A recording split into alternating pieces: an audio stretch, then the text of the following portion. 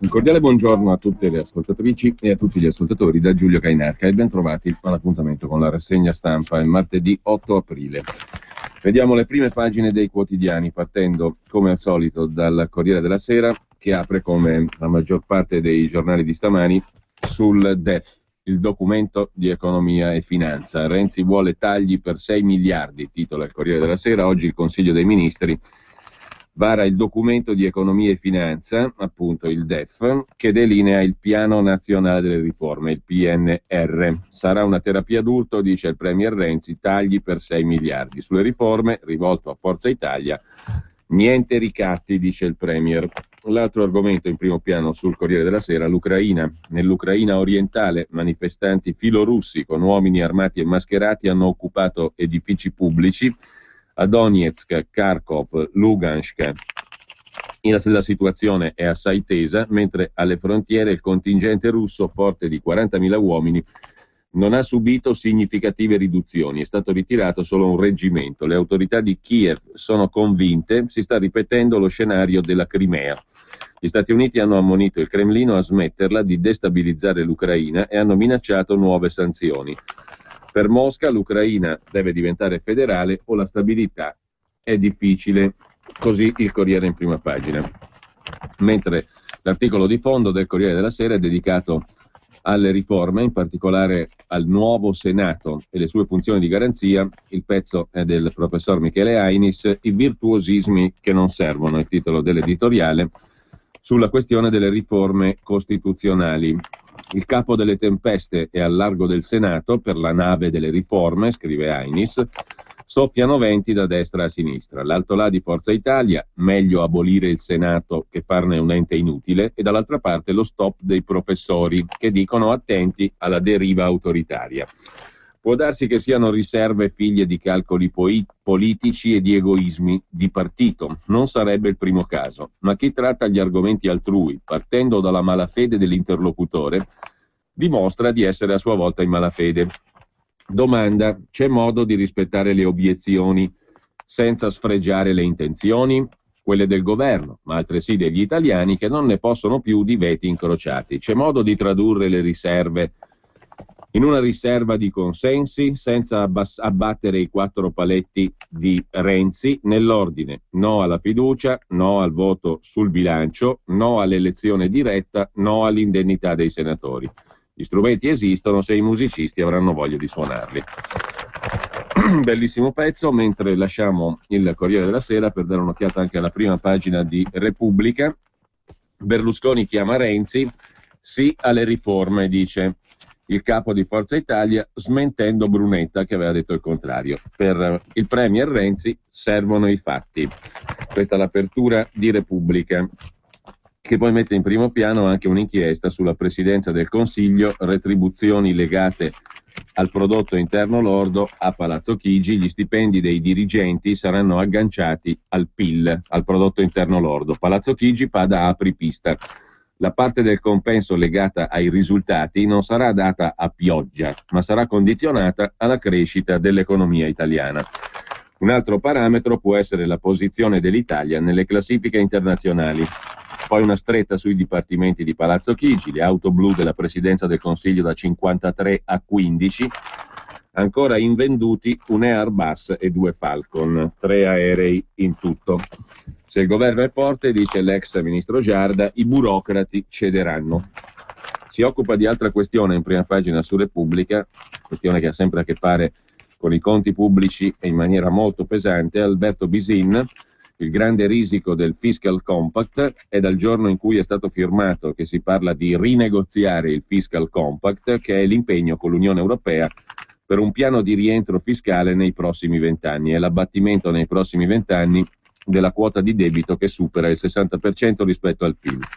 Man mano che l'attuazione del Fiscal Compact si avvicina, il chiacchiericcio si fa sempre più intenso, scrive Alberto Bisin in prima pagina Su Repubblica, il Movimento 5 Stelle sparge terrore e chiede a gran voce che sia strappato il provvedimento, il Fiscal Compact, e mentre molti altri commentatori a sinistra e a destra sono d'accordo nella sostanza, il governo fa spallucce e strizza l'occhio a qualche altra via d'uscita creativa.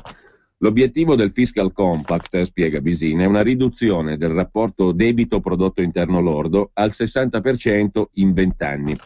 Semplificando, questo richiede circa 3 punti di prodotto interno lordo all'anno. Oggi l'Italia è al 135% nel rapporto debito-PIL, deve scendere al 60%. Circa 50 miliardi di euro all'anno dobbiamo trovare noi contribuenti, ovviamente, per rispettare il Fiscal Compact. Il Fiscal Compact impone anche dei vincoli sul rapporto deficit-PIL, il famoso 3%, per garantire una sorta di rientro fiscale bilanciato. Il numero bomba di 50 miliardi che terrorizza il Paese è quindi davvero parte del Fiscal Compact. Lo è, ma c'è sempre un ma, scrive Bisin. Anzi, in questo caso ce ne sono due. Il primo ma è che la Francia è messa peggio dell'Italia, con un rapporto deficit-PIL del 4,1% nel 2013 e una serie di promesse di tagli di bilancio che al momento non sono affatto più reali di quelle del governo Renzi. Alla Francia non si dice no in Europa e quindi probabilmente basterà stare buoni nel cono d'ombra francese per ottenere di rinegoziare gli impegni. Il secondo ma è ancora più reale. Ne ha parlato anche Filippo Taddei, responsabile economico del PD, e il fatto è che gli impegni del Fiscal Compact sono condizionati a una crescita pari alla crescita potenziale del Paese, per evitare una politica fiscale restrittiva in una fase del ciclo economico in cui il Paese cresce meno di quanto potrebbe. Ma la crescita potenziale di un Paese è un concetto statistico, pieno di ambiguità, che quindi si presta a essere utilizzato come grimaldello per smontare l'applicazione del patto. In buona sostanza, il tasso di crescita potenziale dell'Italia può essere stimato a regime, nell'ipotesi che il Paese abbia operato riforme strutturali, oppure rispetto alle condizioni economiche strutturali in cui il Paese si trova oggi. Nel primo caso la crescita potenziale non sarà molto diversa da quella reale della Germania. Nel secondo caso sappiamo che la crescita potenziale è quasi zero, perché sono più di 20 anni che l'Italia non cresce. Il paradosso, prosegue Bisin, è che quindi ci presenteremo in Europa utilizzando una stima della crescita potenziale a riforme effettuate, per evitare di effettuare le riforme. Il paradosso è frutto del fatto che il nostro sistema politico-istituzionale ha caratteristiche tali da rendere ogni riforma, dal lato dell'offerta, di difficilissima realizzazione. Queste sono caratteristiche profonde: il corporativismo di industria, sindacati, professioni, la struttura clientelare della pubblica amministrazione abbracciano l'intero sistema economico, riempiendolo di fonti di inefficienza, dal mercato del lavoro a quello del credito, dalla giustizia alla scuola. Ogni occasione è presto persa, ogni risparmio possibile finisce in spesa pubblica. È accaduto ieri con l'euro e Maastricht, accade oggi con il Fiscal Compact. Si dice che è stata la Germania a rompere Maastricht e che vari paesi al di fuori dell'euro hanno sfruttato a loro vantaggio la sovranità monetaria. Tutto vero, ma la sostanza è diversa. La Germania ha sì rotto Maastricht, ma per limitare i costi delle riforme strutturali che stava avviando, mentre l'Italia ha utilizzato la rottura di Maastricht per non farlo. Regno Unito e Svezia si sono avvantaggiate dallo stare fuori dall'euro, ma anch'esse hanno utilizzato questi vantaggi per portare a termine le riforme e non per evitarle. Il punto, conclude Alberto Bisin su Repubblica, è che la struttura politico-istituzionale di alcuni paesi permette loro di portare a termine riforme strutturali profonde nel medio periodo. L'Italia non è in grado di farlo e per questo prova a legarsi le mani con l'Europa. Il problema è che poi trova sempre il modo di slegarsene. Il governo Renzi sembra aver chiaro in mente il paradosso, dice di voler agire sul sistema politico-istituzionale, ma intanto procede come da copione e si slega le mani. Insomma, alla fine non si è capito se sto Fiscal Compact si può aggirare oppure no. Probabilmente no, e quindi c'è il rischio concreto che dobbiamo, contribuenti, noi, mettere mano al portafogli per 50 miliardi in più di euro all'anno, da trovare dalle nostre tasche ovviamente. Poi sempre dalla prima pagina di Repubblica, a Milano Casaleggio ricoverato in ospedale, al leader del Movimento 5 Stelle tolto un edema al cervello, mette Repubblica in prima pagina. Ore di paura per Casaleggio, ricoverato e operato. Il leader 5 Stelle al Policlinico di Milano, intervento alla testa, ora è fuori pericolo. E ancora dal primo piano di Repubblica, nomine, braccio di ferro tra Palazzo Chigi e il ministro dell'economia Padoan, ecco le carte Eni e Enel che frenano Scaroni e Conti.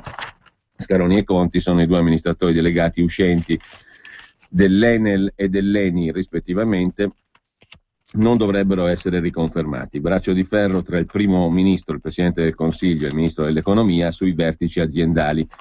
I candidati targati Letta D'Alema sostenuti da Padoan. I documenti Eni-Enel che stoppano la riconferma di Scaroni e Conti. E ancora in primo piano su Repubblica, Ucraina, la secessione senza fine, Putin va alla conquista dell'Est. Come si fa a non pensare alla Crimea, scrive l'inviato di Repubblica Nicola Lombardozzi da Mosca, vedendo le stesse facce, sentendo gli stessi slogan, rabbrividendo alla R arrotondata dell'urlo Russia Russia che si leva dalla folla. Saranno 3.000 persone quelle che hanno preso d'assalto ieri mattina il palazzo dell'amministrazione regionale di Donetsk, nell'Ucraina orientale. E infine, sempre da Repubblica, ancora due segnalazioni. Da Repubblica 2, Attilio Bolzoni e Salvo Palazzolo si occupano del cacciatore che insegue il capo dei capi della mafia, Matteo Messina Denaro. Ci sono giorni che si sente soffocare, a volte diffida anche di se stesso, gli viene il dubbio, forse la preda sono io. 10 anni dopo si ritrova fra le mani un pezzo di carta, un identikit, l'ultimo, ma è sempre lì, appostato fra gli alberi davanti a un casolare, rinchiuso in una stanza buia dove ascolta con le cuffie il respiro della notte. I rumori del sonno ti fanno capire le persone più delle loro parole, dice l'investigatore, il cacciatore, colui che è sulle tracce di Matteo Messina Denaro. È penetrato nelle loro vite fino in fondo, la sorella, l'ex fidanzata, le cugine, la madre, i cognati, il fratello di testa dell'acqua, tutti i parenti di Matteo. Ormai anche lui lo chiama così, Matteo, solo Matteo, come se lo conoscesse da sempre. L'uomo che parla ha un aspetto dimesso, anonimo, fa di tutto per passare inosservato, non ha nome, non ha più il suo nome da quando è alla caccia, di Matteo Messina Denaro, il cosiddetto capo dei capi della mafia siciliana. Dell'uomo che lo sta cacciando si può dire solo che fa parte di una delle 4 squadre che si sono divise il compito di mettere sottosopra quella Sicilia immobile che scivola verso Castelvetrano, il regno del latitante più latitante d'Italia. Per ora lui e gli altri si sono divisi il vuoto, nonostante i 500 e più aiutanti o consociati catturati. Negli armadi della Procura di Palermo non c'è più spazio per conservare tutti i faldoni che raccolgono le biografie dei complici di Messina Denaro. Se le ricorda bene lui tutte le volte che Matteo non c'era e che non c'era più. Ha fatto un elenco che tiene nel taccuino, lo porta sempre con sé. Così Repubblica introduce da Palermo il pezzo di Bolzoni e Palazzolo sull'investigatore che sta cacciando il padrino. È la sua ombra da 10 anni, appostato in macchina davanti a un casolare chiuso in stanza ad ascoltare le intercettazioni. Ossessionato da un inseguimento infinito, quest'uomo ha la missione di catturare Matteo Messina Denaro. E infine, sempre da Repubblica, campo da golf alle terme di Caracalla. Fermatelo, una sentenza del TAR annulla la decisione del Ministero per i beni culturali di non concedere la fattibilità al progetto di un campo da golf davanti alle terme di Caracalla a Roma. Un'indecenza per l'archeologo Adriano La Regina, interpellato da Repubblica. Andiamo all'apertura della Stampa di Torino. Riforme, Berlusconi chiama Renzi. Il Cavaliere annuncia presto un incontro con il Presidente del Consiglio. Non ci rimangiamo la parola, dice Berlusconi. Giornata di tensione dopo una frase di Brunetta che aveva detto accordo entro Pasqua o salta tutto. Poi la telefonata distensiva di Berlusconi. La Stampa mette poi in prima pagina un intervento di Yulia Tymoshenko. Noi ucraini viviamo una pace fittizia. Scrive la 2 volte primo ministro dell'Ucraina, candidata alla presidenza alle elezioni di maggio, rappresenta la Stampa, e anche oligarca, visto che ha fatto i suoi begli affari sul gas russo. E con questo lasciamo anche la prima pagina della Stampa per dare un'occhiata al quotidiano nazionale. Il Giorno, che invece apre sui tagli da parte del governo, sforbicia Italia, si chiama la manovra governativa, è il giorno dei tagli, oggi Renzi svela i conti, trovate i soldi per abbassare le tasse, dice il governo, dall'ACI agli enti locali, un viaggio nel paese dei carrozzoni mangia soldi. In primo piano sul Giorno la questione appunto dei tagli agli stipendi e agli enti inutili. Ci sono i soldi per calare le tasse. Oggi Renzi svela il DEF, il documento di economia e finanza. L'IRAP giù del 10%, dice il sottosegretario Del Rio. E il Giorno poi si occupa, il Giorno, il Resto del Carlino e la Nazione, dell'ACI. L'ACI, Automobile Club Italia, italiano, è un club di affari e poltrone. Viaggi, polizze, bolli auto, 3.000 dipendenti, budget da 300 milioni, centinaia di dirigenti. Ma si occupa anche il Giorno di una novità in Regione Lombardia, zone a burocrazia zero. La Lombardia vuole aiutare le imprese a ripartire. A Milano Maroni lancia il Comitato Semplificazione, un comitato semplificazione per dichiarare guerra alla burocrazia e agevolare le piccole e medie imprese lombarde. Sembra l'ennesima iniziativa contro le lungaggini burocratiche destinata a finire nel dimenticatoio, ma il progetto, che ieri ha avuto la benedizione del governatore della Lombardia Maroni, si ripropone tempi strettissimi e costi zero e una serie di audizioni fra i soggetti economici più interessati. Il coordinamento del comitato è stato affidato a Giulio Sappelli, economista, professore ordinario di storia economica dell'Università di Milano, che non percepirà gettoni di presenza, presta la sua opera a titolo gratuito, affidandosi allo staff dell'assessorato alle attività produttive. Entro metà maggio Sappelli dovrà presentare un libro bianco sulle cose da fare subito per realizzare il sogno svizzero di burocrazia zero.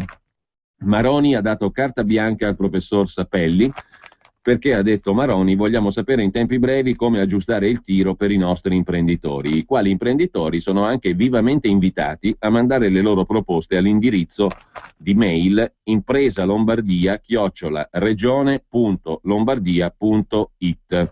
La burocrazia è una gravosissima tassa occulta per gli imprenditori, ha fatto notare l'assessore alle attività produttive Mario Melazzini. Considerate che un imprenditore lavora 45 giorni per lo smaltimento degli adempimenti burocratici e in questi 45 giorni impegna per 28 giorni per lo stesso fine anche i suoi dipendenti. Molto è stato fatto, ha detto Melazzini, ricordando l'approvazione della legge Impresa Lombardia, che contiene provvedimenti per la burocrazia zero, ma quello di cui abbiamo bisogno, ha detto ancora l'assessore Melazzini, è di qualcuno che ci dica quali altri strumenti mettere in campo per raggiungere l'obiettivo della burocrazia zero.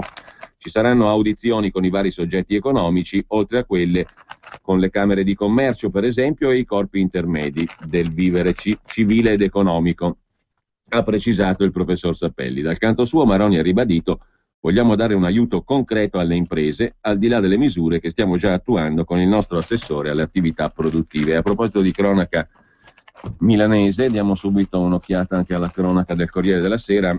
Oggi i giornali sono pieni di inserti sulla settimana del Salone del Mobile, che diventa sempre più salone della creatività, scrive il Corriere della Sera. Per la prima volta parteciperà anche la Camera della Moda.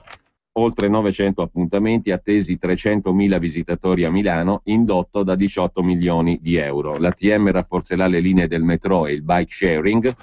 Agenda fitta di impegni, si può seguire sul sito internet fuorisalone.it. Installazioni e feste, una marea di parole inglesi, la città assediata da giovani alla moda e turisti di settore.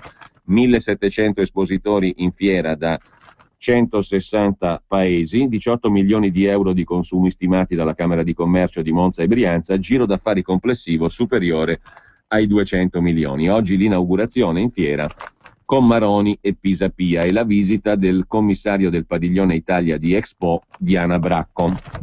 Mentre si cerca un marchio per Milano, un sondaggio da parte del Comune di Milano sulla percezione nazionale e internazionale del capoluogo lombardo. Milano, città riservata, a tratti malmostosa, decisamente sobria, in cui nessuno fa sfoggio della propria ricchezza. Lo dice un'indagine dell'istituto di ricerca Ipsos. L'idea è stata del comitato Brand Milano e della Triennale, che propongono fino al 2 giugno la mostra Identità Milano. E sempre dal primo piano della cronaca lombarda e milanese del Corriere della Sera, con il segretario leghista Salvini, la protesta della Lega, sacchi di rifiuti a Palazzo Marino. Una quarantina di leghisti, scrive il Corriere, hanno scaricato davanti a Palazzo Marino l'immondizia raccolta in questi giorni in alcune zone periferiche della città, con tanto di etichetta con la via o il luogo di provenienza. La replica del portavoce del sindaco Pisapia, una manifestazione andata deserta, se ne occupa anche il quotidiano La Padania. La Lega sfida Pisapia e porta in comune i rifiuti dimenticati, tradite le promesse fatte in campagna elettorale, dice Matteo Salvini. Il primo cittadino è sparito dalle periferie. La prossima volta lasceremo la rumenta sotto casa sua. Scaricati davanti a Palazzo Marino i sacchi con l'immondizia raccolta in barba alle minacce del sindaco, che aveva detto denuncerò chi lo farà senza autorizzazioni. E poi c'è la questione di Roberto Maroni, presidente della Regione Lombardia, che dice ora tutto l'impegno sarà dedicato alle riforme dopo l'annuncio che non si ricandiderà. L'annuncio è arrivato da Verona domenica: non mi ricandiderò dal 2018, spazio ai giovani. L'indomani Roberto Maroni conferma tutto: non ho niente da aggiungere, non ci sono retroscena, sono trasparente e limpido come l'acqua, dice Maroni. Non ci sarà un secondo mandato. Questo mi rende più impegnativo il lavoro in questi anni. Dopo il 2018 il futuro riposa sulle ginocchia di Giove, ha detto Maroni. L'annuncio ha colto di sorpresa tutti, opposizione compresa. Maroni le ha sparate troppo grosse per ripresentarsi tra 4 anni al giudizio degli elettori.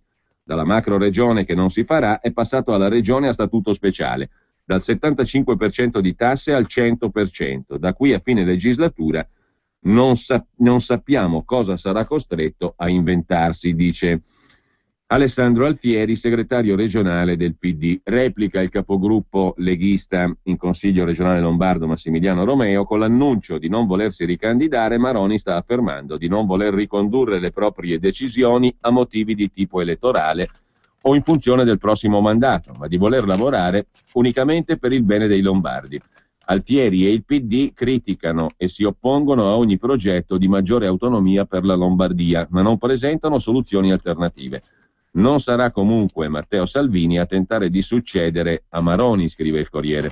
È una sfida troppo grande, ha detto ieri il segretario leghista, che invece è da tempo interessato alla corsa a sindaco di Milano, scrive il Corriere della Sera. Intanto il presidente lombardo Maroni accelera sul tema della burocrazia zero e ieri ha insediato il Comitato per la Semplificazione, con a capo l'economista e professore di storia economica della Statale di Milano Giulio Sapelli.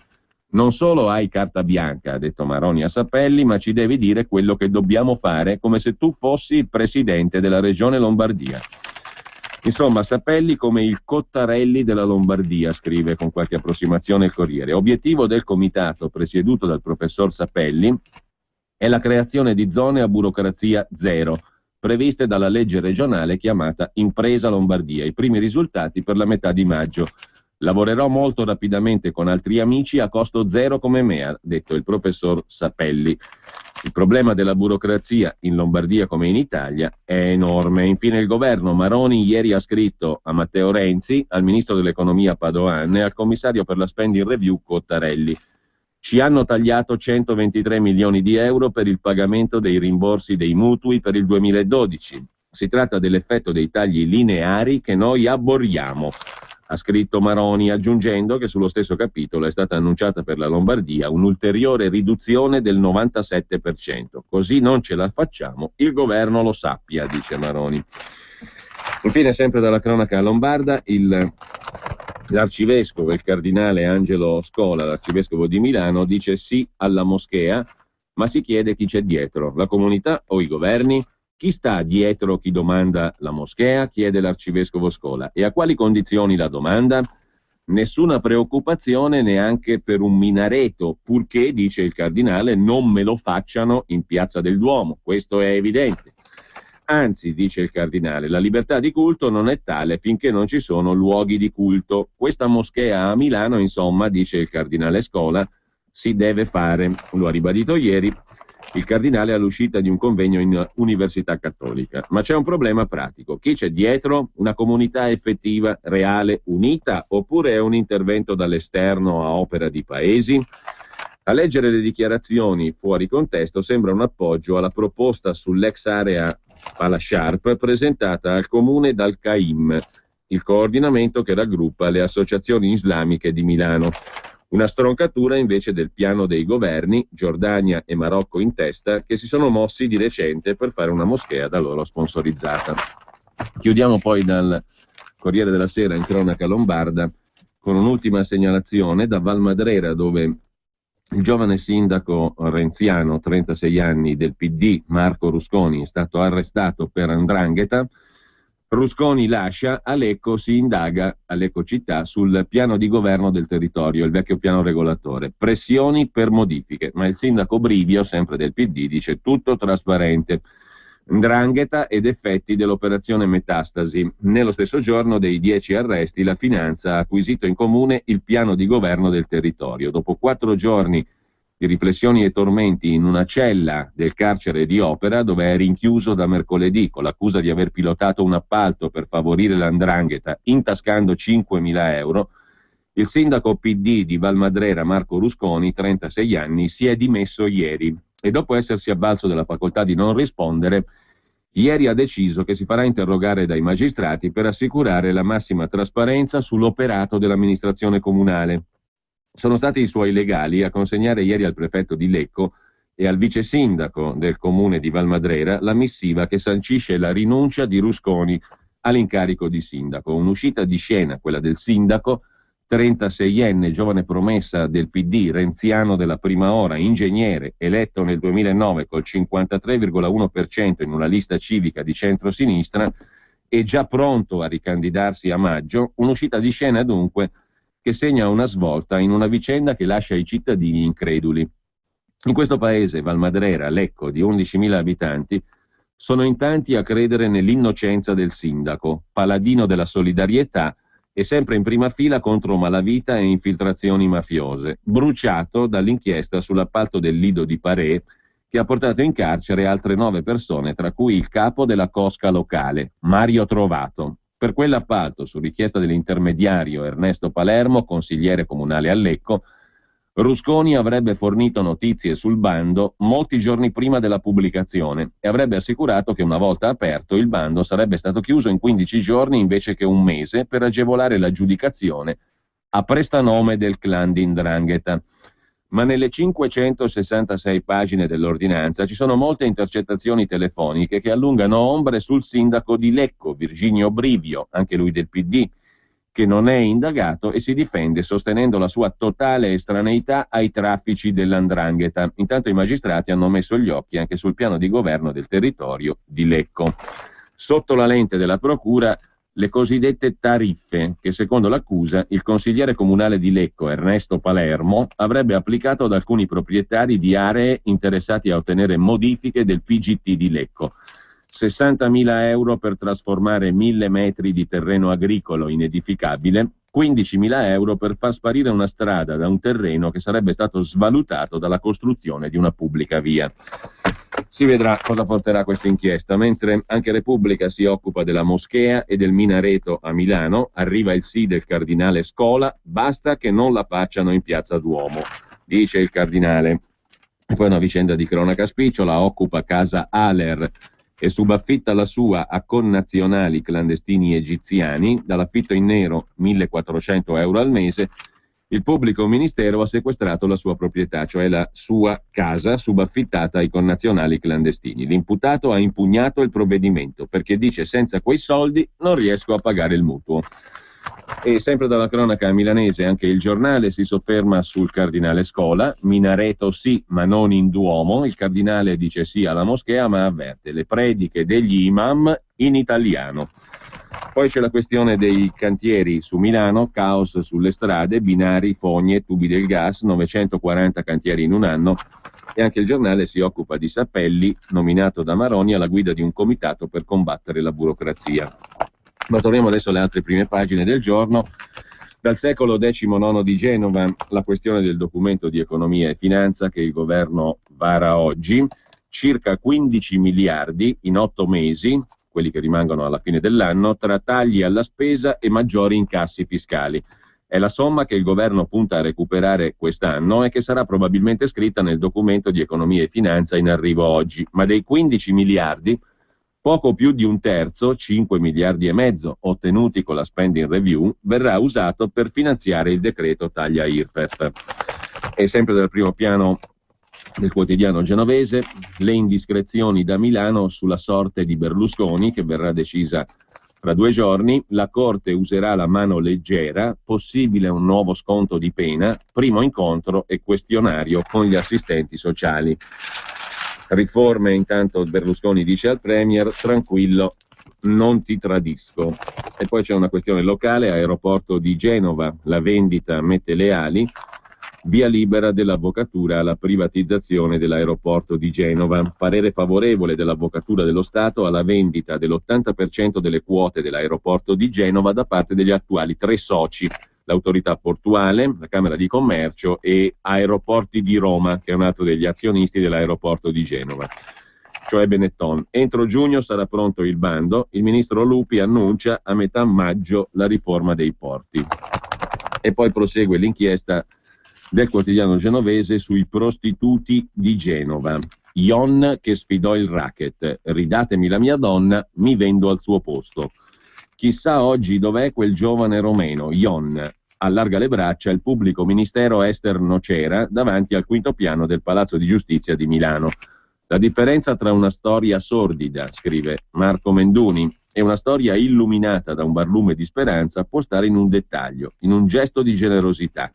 Nella vita di Ion, questo romeno di 20 anni che ha dato il via a un'inchiesta giudiziaria sulla prostituzione minorile in almeno 5 città italiane, questo sentimento è emerso nei confronti della sua donna.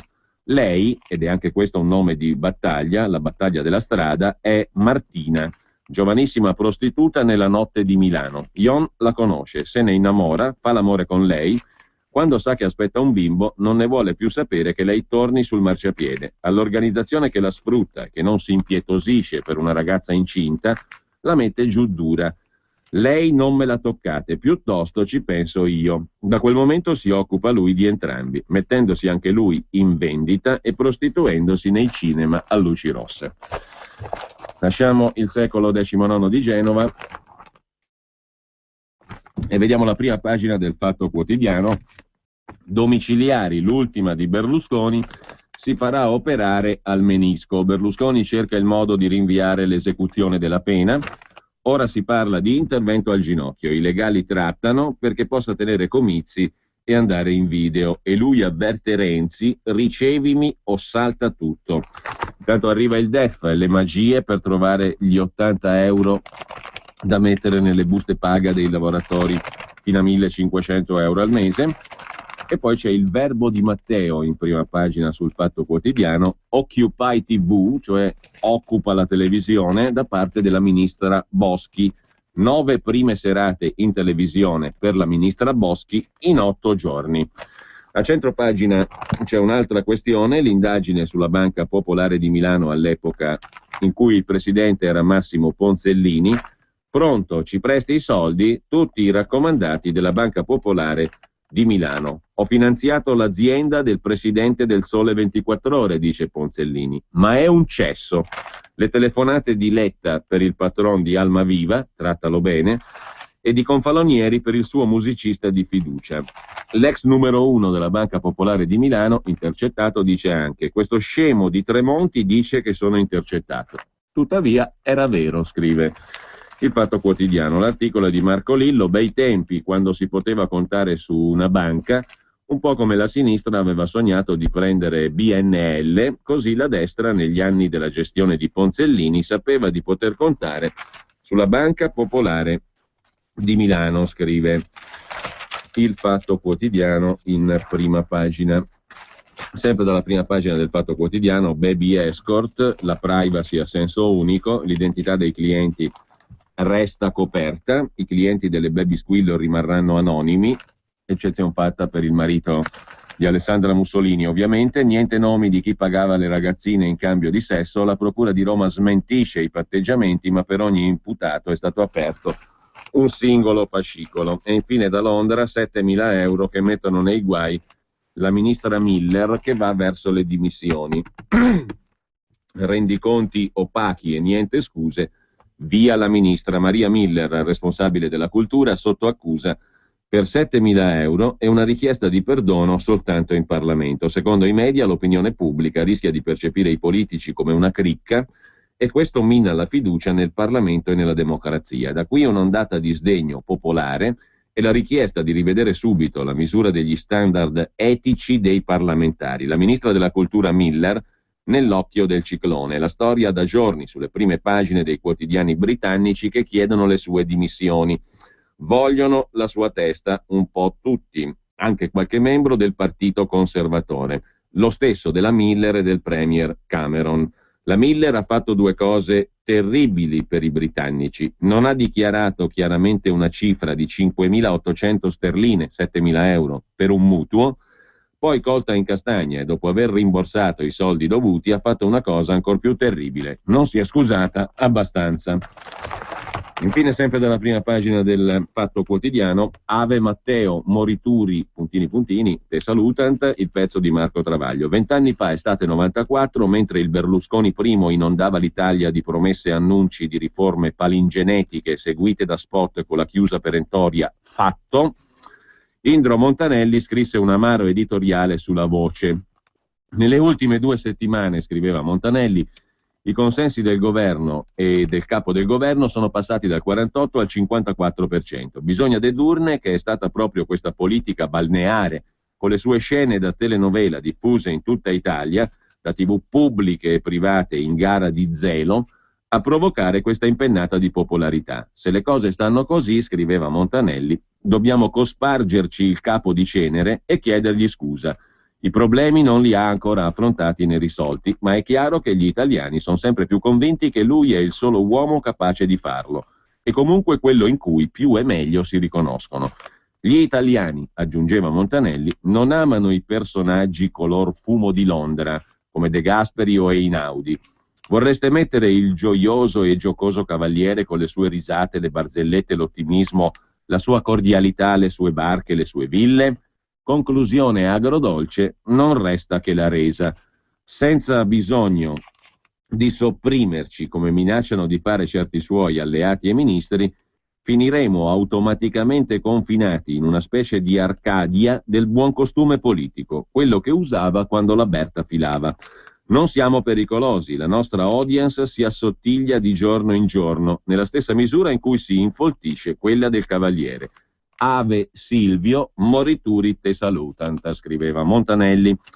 Quelle parole, commenta Travaglio, sono perfette per descrivere l'attuale luna di miele fra il premier Pieveloce e moltissimi italiani. Parecchi lettori sui social network, nelle lettere al giornale, ci rimproverano quasi ogni giorno di non lasciarlo lavorare, di stare sempre lì a criticare Renzi. Esattamente come nel 94 dopo Tangentopoli con Berlusconi, poi nel 2012 dopo Berlusconi con Monti. Oggi c'è gente talmente disperata che si aggrappa a Renzi come all'ultima zattera e vuole fortissimamente sperare di aver trovato il nuovo uomo della provvidenza, l'uomo solo al comando, che ci porterà fuori dal guado e dal guano. L'ottimismo è obbligatorio e ogni pur timida obiezione critica è vista come sabotaggio.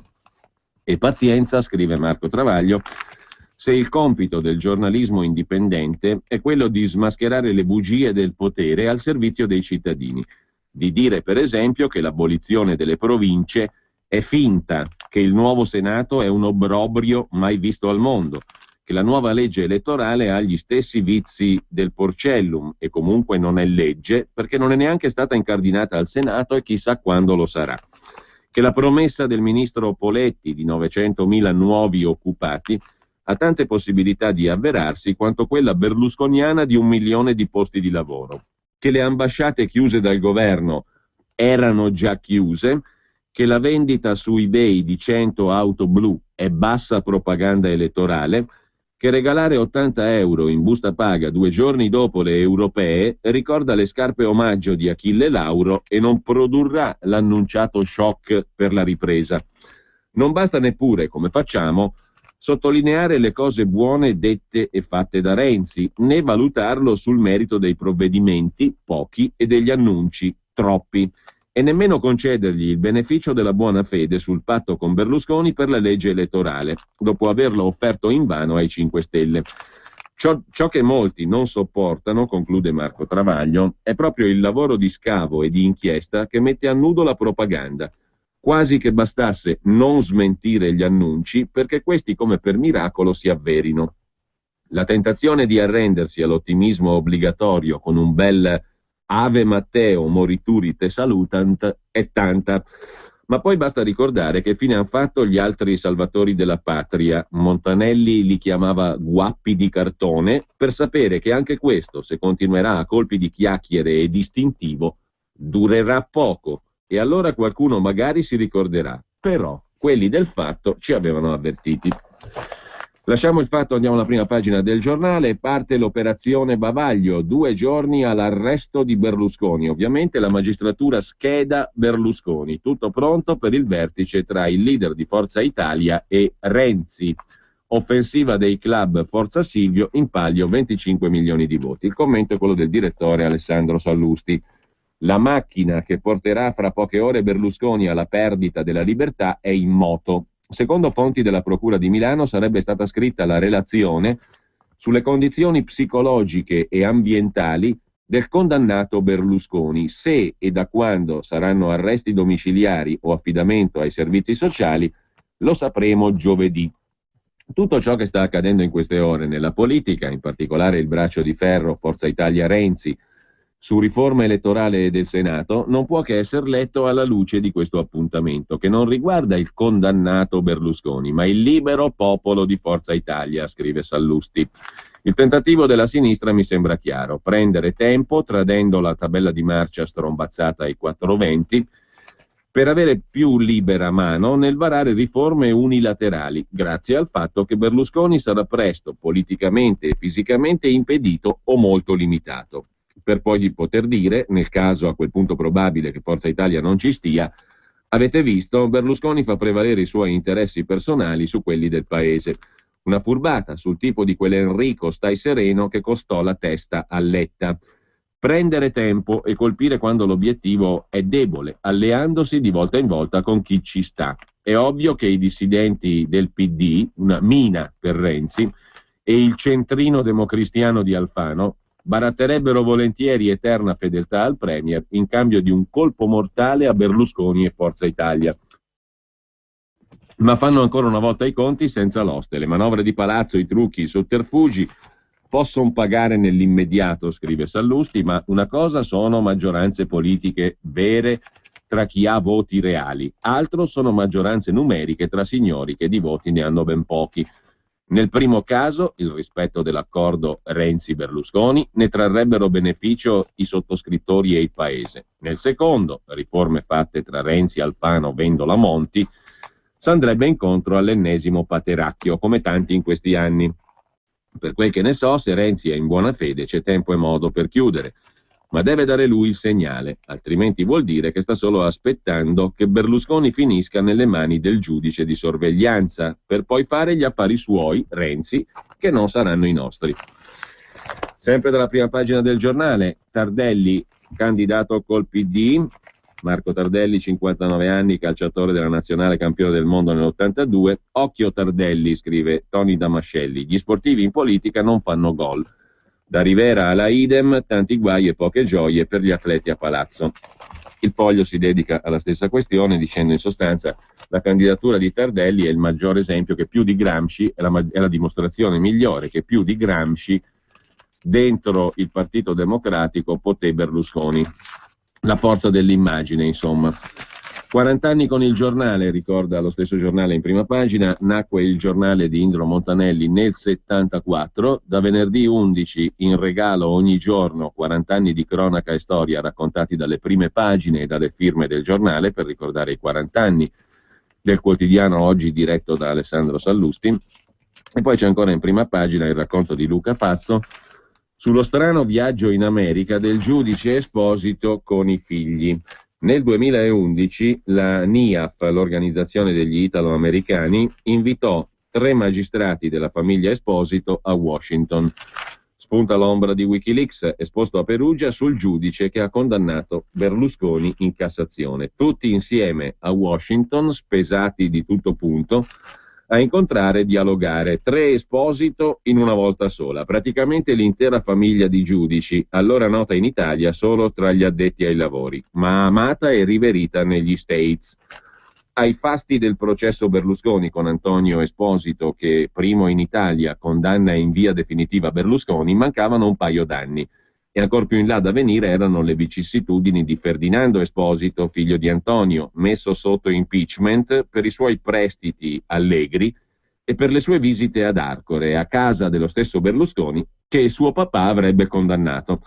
Si parla dell'ottobre 2011, la stella più brillante della famiglia era il più anziano, Vitaliano Esposito, procuratore generale della Cassazione e fratello di Antonio, oltre che zio di Ferdinando. La gita in America avvenne in occasione della cena di gala con cui ogni autunno la NIAF premia gli italiani e gli italo-americani che si sono più distinti nel mondo. Nei comunicati ufficiali Vitaliano Esposito è tra gli ospiti alla cena di gala, insieme al sindaco di Roma Alemanno e alla presenza di Barack Obama. Alla NIAF fanno le cose in grande, hanno chiamato anche il fratello Antonio e il nipote Ferdinando. Questo è lo strano viaggio negli States della famiglia di giudici Esposito. Uno dei 3, Antonio, è quello che ha condannato, appunto, o meglio, ha presieduto la sezione della Corte di Cassazione che ha condannato Berlusconi. Ma a proposito di magistrati, c'è da segnalare in prima pagina sul giornale il commento di Vittorio Feltri su Alberto Stasi ancora a processo per l'omicidio di Garlasco e l'inesauribile voglia di mostro. La tesi di fondo di Vittorio Feltri è questa: Stasi ora rischia davvero perché qui vogliono il mostro. A 7 anni o poco meno dal delitto di Garlasco si torna a parlare della questione in aula di giustizia, la terza corte d'assise di Milano. Non sono bastate 2 assoluzioni a scagionare il fidanzato della vittima dall'accusa di esserne stato l'assassino. Incredibile la lunghezza del giudizio definitivo. L'imputato Alberto Stasi vive un incubo rinnovabile ogni giorno. Domani egli sarà di nuovo alla sbarra, come si dice, per difendersi, poiché la Cassazione qualche tempo fa, nell'esaminare la sentenza d'appello che lo sollevava da ogni responsabilità, ha ordinato una sorta di riesame. In altri termini, l'appello è da rifare, perché i giudici di terzo grado sono convinti che non tutti gli indizi siano stati valutati appieno. Così che, nonostante Stasi sia stato processato con rito abbreviato una prima volta e assolto, e una seconda e assolto, con tutti i crismi della legalità, è ancora ai nastri di partenza, come se fino adesso i magistrati avessero scherzato. 7 anni sono lunghi da passare, ma non conta. Il nostro sistema farraginoso prevede sempre la possibilità di rifare tutto. In effetti si ricomincia, le torture non finiscono mai. Ricostruire tutti i passaggi processuali coi dettagli sarebbe per noi operazione troppo complicata, noiosa, forse inutile, giacché i lettori puntano al sodo. E il sodo è che Chiara Poggi è stata ammazzata in casa sua con un'arma contundente mai ritrovata. Da chi? Da una persona che conosceva, tanto che la mattina di buon'ora le aprì la porta. Cosa sia accaduto poi in quella villetta non è dato sapere. Chi può dirlo? È un dato che la ragazza è stata trovata morta al piano terra, macchie di sangue dappertutto. L'indagine si svolge nel raggio di mezzo chilometro. Chi può essere stato se non il fidanzato? Gli inquirenti puntano su di lui. Come al solito si guarda nell'ambito familiare. Stasi finisce in galera, gravato da pesanti sospetti, perché la sera precedente l'aveva trascorsa con lei, perché qui e perché là. Perché lui quella mattina si recò a casa di lei e la vide morta in fondo alla scala, perché Alberto telefonò ai carabinieri e la sua voce non tradiva emozione. Insomma, i racconti divulgati da stampa e TV sono interpretati come indici di colpevolezza. Pochi giorni dopo l'arresto, però, Stasi viene rimesso in libertà in mancanza di prove. Andiamo veloci, seguono decine di programmi televisivi. L'opinione pubblica si divide, tanto per cambiare, in colpevolisti e innocentisti. Personalmente difendo il ragazzo non perché sia simpatico, anzi è odioso, scrive Feltri, ma contro di lui ci sono solamente pregiudizi. Ha gli occhi di ghiaccio, in realtà è miope. È un tipo strano, ha trascorso un mese a Londra mentre l'amorosa aveva principiato a lavorare a Milano, uno stage. Gli piaceva compulsare il computer dove c'è del porno. Un sacco di stupidaggini che c'entrano nulla con l'assassinio. Tra la coppia non vi sono state telefonate in cui si percepiscano liti, non si rintracciano mail in cui emergano liti. Tutto normale, piatto piattissimo. Non è finita. Lui non si è sporcato le scarpe sulla scena del delitto, ma ci sono impronte sul sapone del bagno. Capirai, uno che frequenta la casa della fidanzata si sarà talvolta lavato le mani nel gabinetto. Avete capito? Tutta robetta. Manco una prova. Che dica una prova? Neanche mezza. Il movente, gli inquirenti s'arrampicano sui vetri. Dicono, lei ha scoperto che lui osservava schifezze sul computer, la causa della lite che ha scatenato la furia omicida di Alberto. Congetture. Se i contrasti fra i due ci fossero, non sono stati appurati. E allora? Stasi dal presunto reato di pedopornografia web è stato scagionato. Quindi le porcherie non possono essere state il movente. Tra l'altro piacevano anche a lei. Non mancano le elucubrazioni degli avvocati di parte civile che vorrebbero incastrare il giovane, ma sono inconsistenti e quando si arriva davanti al giudice del rito abbreviato, il professor Angelo Giarda non fatica a far risaltare l'innocenza di Stasi e viene assolto. Il verdetto di secondo grado è fotocopia del primo. Basta? No signori, la Cassazione rimette tutto in discussione. Bisogna approfondire questo e quello. Le toghe indicano 7-8 punti da verificare. Nel frattempo sono trascorsi 7 anni, 7. Siamo al delirio, conclude Vittorio Feltri. Ovvio che i genitori di Chiara pretendano che l'omicida sia inchiodato, condannato. Anch'io sono con loro. Concordo, si identifichi l'assassino, ma non ci si accontenti di punire uno qualsiasi a cui addossare a casaccio la colpa di avere ucciso. Come si fa ad accanirsi su un tizio contro il quale non vi sono che oscuri presentimenti e dubbi? Il clima in cui si celebrerà l'ennesimo processo promette nulla di buono. Trasformare pallidi indizi, mezzi indizi, in elementi probatori è un gioco da bambini per magistrati esperti. Una sentenza di condanna spesso placa le coscienze anziché tormentarle. Questo è il costume italiota. Fossi in Alberto, scrive Vittorio Feltri, sarei terrorizzato, sento puzzo di verdetto pesante, spero di sbagliare. Il suo destino è nelle mani del professor Giarda, che è un fuoriclasse, ma non un padre eterno. Auguri, scrive Vittorio Feltri in prima pagina sul Giornale. Mentre diamo un'occhiata alla prima pagina dell'Unità, della Padania, prima dell'Unità, anzi, Piazza Libertà titola la Padania sulle migliaia di persone a Verona per urlare liberateli. Il popolo del nord ha risposto all'appello del Carroccio a favore degli indipendentisti veneti imprigionati e contro uno Stato che sa solo tassare e reprimere le idee. Continuate a scrivere ai nostri fratelli detenuti. L'indirizzo mail lettere di libertà senza l'accento finale sulla A, lettere di libertà una parola sola @gmail.com. Mentre sulle riforme, titola la Padania in prima pagina, è Gazzarra fra Brunetta e Renzi. Secondo la Lega litigano per le poltrone. E poi la crisi che non è ancora finita, sempre più vuote le tasche degli italiani. Nel 2013 il potere d'acquisto delle famiglie scende per il 6º anno consecutivo, scrive la Padania, che poi si occupa anche, dal punto di vista della cronaca parlamentare, del decreto Salva Roma Ter che arriva in aula. Lega pronta alla battaglia. E infine, sempre dalla Padania di oggi, una questione relativa al Piemonte.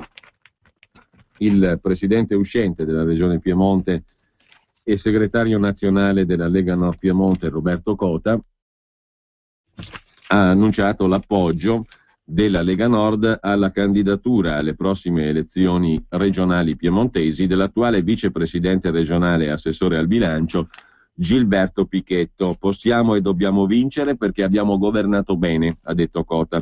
Bisognava uscire dall'impasse e per questo motivo abbiamo voluto dare una scossa alla coalizione con questa scelta, ha detto Cota. È previsto un ticket tra Pichetto e la presidente leghista della provincia di Cuneo, Gianna Gancia.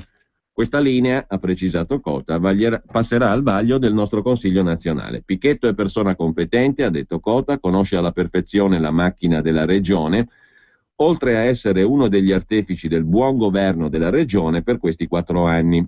La mossa della Lega, scrive la Padania, sostenere cioè il candidato di Forza Italia Gilberto Pichetto, potrebbe nei prossimi giorni indurre Fratelli d'Italia e Nuovo Centrodestra ad appoggiare Pichetto. Tutto l'elettorato piemontese che non si riconosce nella sinistra e in Grillo lo chiede. Uno degli assessori più in vista intanto della giunta piemontese, l'attuale assessore al lavoro della giunta Cota, Claudia Porchietto, starebbe meditando di lasciare Nuovo Centrodestra per tornare in Forza Italia. Noi chiudiamo dalla Padania con la pagina dedicata al Basta Euro Tour che domenica prossima fa tappa a Bergamo, domenica 13 aprile, ore 10:30, Liceo Mascheroni in via Alberico da Rosciate, con il professor Claudio Borghi Aquilini e il segretario della Lega Nord Matteo Salvini, a seguire poi il pranzo per Radio Padania. Lasciamo la Padania, vediamo la prima pagina dell'Unità rapidamente e poi andiamo in pubblicità e previsioni del tempo. Renzi disarma Forza Italia è il titolo d'apertura del quotidiano fondato da Antonio Gramsci nel 1924. Disponibilità a un incontro con Berlusconi, ma sul Senato patti chiari, dice Renzi. Peraltro in taglio alto di fianco alla testata dell'Unità c'è la citazione del giorno. Qui andiamo a Theodore Roosevelt, 1910. L'assenza di limitazioni a un arricchimento iniquo tende a creare una classe ristretta di uomini enormemente ricchi e potenti, il cui obiettivo primario è conservare e incrementare il potere. Diceva Roosevelt, 1910. Più modestamente oggi dice il capogruppo del PD Speranza che le riforme sono urgenti, capogruppo alla Camera, le riforme sono urgenti perché le istituzioni sono in pericolo, la democrazia è a rischio, dice Roberto Speranza, capogruppo del PD alla Camera, e dunque sì alle riforme. In arrivo intanto tagli di spesa per abbassare l'IRPEF, il segretario della CISL Bonanni dice è un errore non discutere con le parti sociali. E poi c'è un caso di cui si occupa l'Unità in prima pagina, Gogna, ma anche Italia Oggi, Gogna a 5 Stelle per l'assessore malato di cancro. In Puglia manifesti grillini contro l'esponente del PD definito assenteista, ma è malato di cancro. Sempre poi dal primo piano dell'Unità la storia di una donna che chiede aiutatemi a essere madre, il tema è quello della fecondazione assistita, oggi la Corte Costituzionale decide. Elisabetta racconta la sua via crucis. Il medico ci ha spiegato che era possibile avere figli, ma solo attraverso la fecondazione eterologa, che in Italia è vietata. Inizia così la storia di una coppia siciliana che in questi anni ha tentato a care spese la strada della fecondazione all'estero, scrive l'Unità. Pubblicità e previsioni del tempo, poi vediamo nell'ordine Libero, il Manifesto, il Fatto, Avvenire e i quotidiani economici. L'immagine della tua azienda è fondamentale. Il partner giusto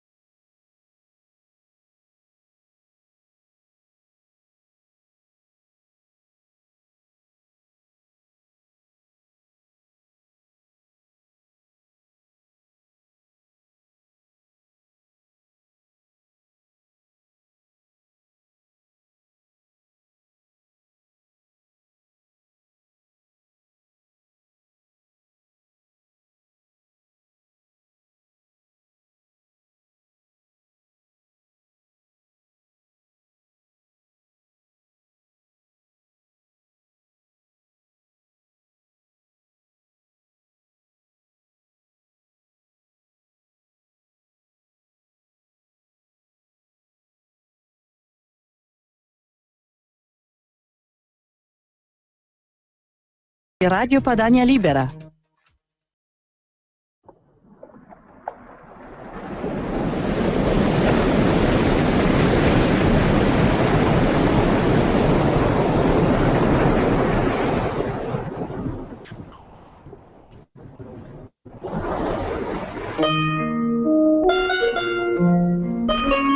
Se anche tu vuoi che Radio Padania Libera prosegua nel suo lavoro di informazione incessante, per essere anche tu contro il pensiero unico, corri in posta. Fai un versamento sul conto corrente postale numero 37671294, intestato a Radio Padania Libera, via Bellerio 41, 20161 Milano. Come causale specifica contributo volontario. Oppure fai un bonifico bancario sul conto del Credito Valtellinese con IBAN IT 22 F052 1601 6090 0000 0005 555. Oppure vai sul sito www.radiopadania.net e aiutaci con la tua carta di credito. Grazie.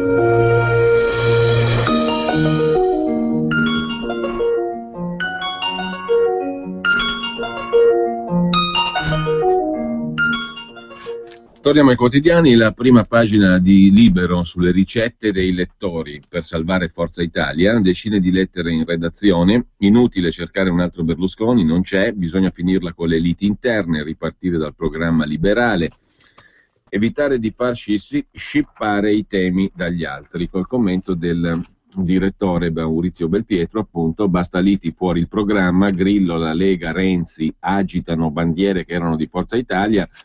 Per uscire dall'immobilismo il centrodestra deve mettere da parte le beghe interne e le ambizioni di carriera e tornare a idee e proposte. Inutile porsi il problema del dopo Berlusconi, uno come lui nasce ogni 100 anni.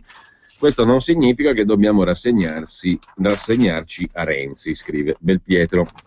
Mentre Renzi a caccia di figurine, commenta Mario Giordano, vuol candidare l'urlo di Tardelli, il famoso urlo ai mondiali dell'82. E poi Claudio Antonelli si occupa di tasse occulte, l'INAIL fa pagare i controlli alle aziende, scrive Libero, l'INAIL è già pagato dalle aziende ma poi chiede soldi per controllarle, cornuti e mazziati. L'istituto che vigila sulla sicurezza pretende un extra da 681 euro e così punisce le ditte che versano la quota per mettersi in regola. Franco Bechis si occupa in prima pagina su Libero della gaffa di Matteo Renzi, che ha detto che l'ENI fa parte dei servizi segreti, una frase buttata lì. Cosa è ENI oggi? Non soltanto la più importante azienda italiana nel mondo, è un pezzo fondamentale della nostra politica energetica, politica estera e della nostra politica di intelligence. Cosa vuol dire intelligence? I servizi segreti, cioè l'ENI è un pezzo fondamentale dei servizi segreti italiani. Una frase shock in sé, scrive Bechis, un mezzo terremoto perché a pronunciarla è stato il Presidente del Consiglio Renzi. Che il colosso dell'energia italiano potesse avere una rete di contatti ad alto livello in paesi di grande interesse per la sicurezza mondiale era immaginabile. Che la rete estera dell'ENI fosse un pezzo dei servizi segreti italiani è affermazione ufficiale di ben altro peso, che dalle parti dell'azienda, al momento guidata da Scaroni, avrebbero preferito non sentire mai. La gaffe di Renzi sugli 007 terrorizza l'ENI e così mette a rischio il Premier, i nostri affari e la sicurezza dei lavoratori, secondo Bechis. Sempre in prima pagina poi sul Libero, Filippo Facci si occupa di Boldrini e Grasso, presidenti di Camera e Senato, che nominano la giudice sbagliata, all'antitrust un membro privo dei requisiti di legge, scrive Filippo Facci. Piace a Grasso e Boldrini, arriva all'antitrust senza requisiti. I vertici delle Camere forzano la legge per nominare una magistrata all'autorità garante della concorrenza, un posto da 300.000 euro. Mercoledì scorso i presidenti di Camera e Senato hanno nominato il magistrato Gabriella Muscolo nuovo componente dell'antitrust, ma nella loro fretta renziana potrebbero essere incappati in una svista imbarazzante.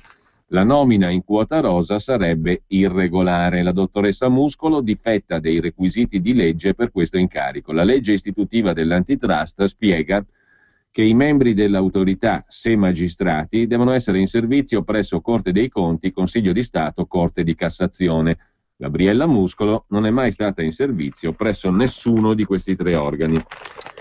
Chiudiamo con l'articolo, sempre in prima pagina su Libero, di Giordano Tedoldi: se i pensionati rubano il posto agli studenti, un assurdo ai test di medicina. Che è successo? Pensionati ai test di medicina per scippare il posto agli studenti. Oggi la prova di ammissione alle università. Alla Sapienza è iscritto un 70enne, ma gli ultrasessantenni si segnalano ovunque. Aprire agli anziani è un controsenso che va contro il principio del numero chiuso, secondo Tedoldi. Il Manifesto mette invece in copertina George Clooney, in rappresentanza della Nespresso, della Nestlé, e per parlare della Nestlé. Che altro mutua il quotidiano comunista lo slogan del Nespresso?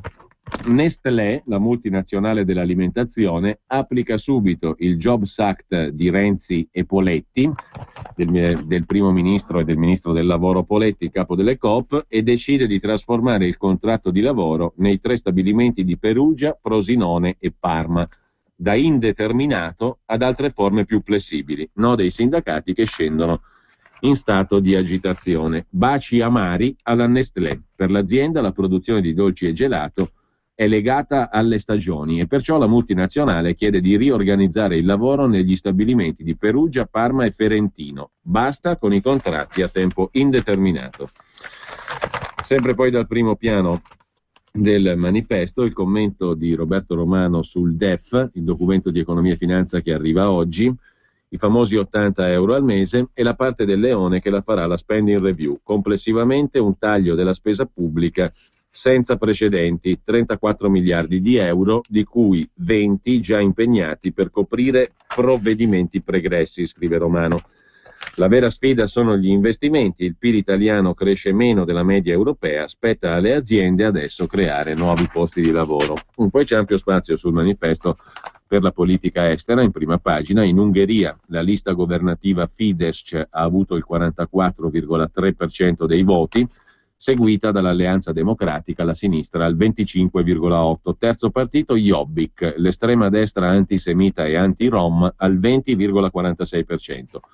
Quarti i liberal ambientalisti al 5,2%, ma il vero vincitore è Viktor Orban, 50 anni, capo del governo fra il 98 e il 2002, prima di ridiventare premier nel 2010.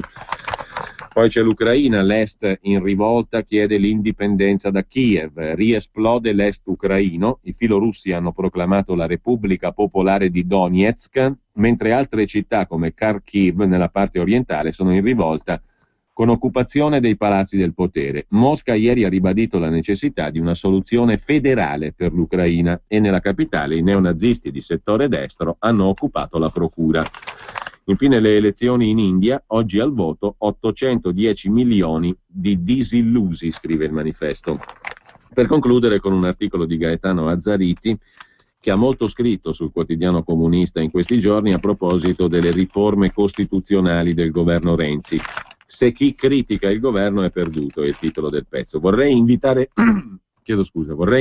tutti, scrive Azzariti, l'opinione pubblica, i soggetti politici, istituzionali e noi stessi, a fare uno sforzo per uscire dalla vuota retorica dominante, dalla politica dello sberleffo, dalla fascinazione della frase ad effetto e guardare al merito delle cose.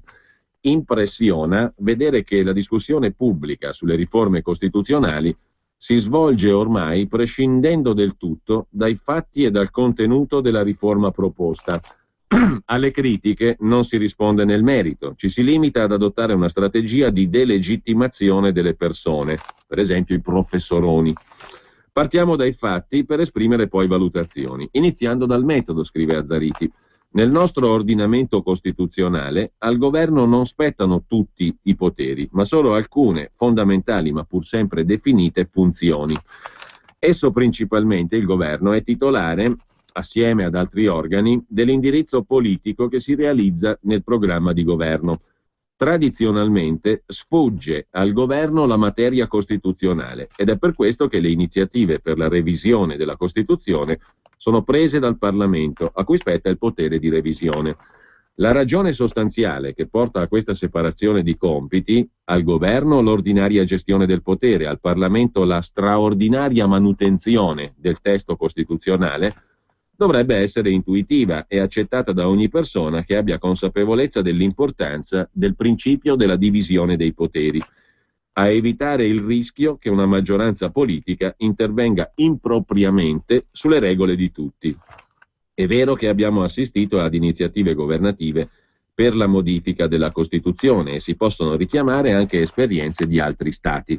Non è dunque un colpo di Stato quello che si è posto in essere con la presentazione da parte del governo di un disegno di legge di revisione del bicameralismo perfetto e del titolo V.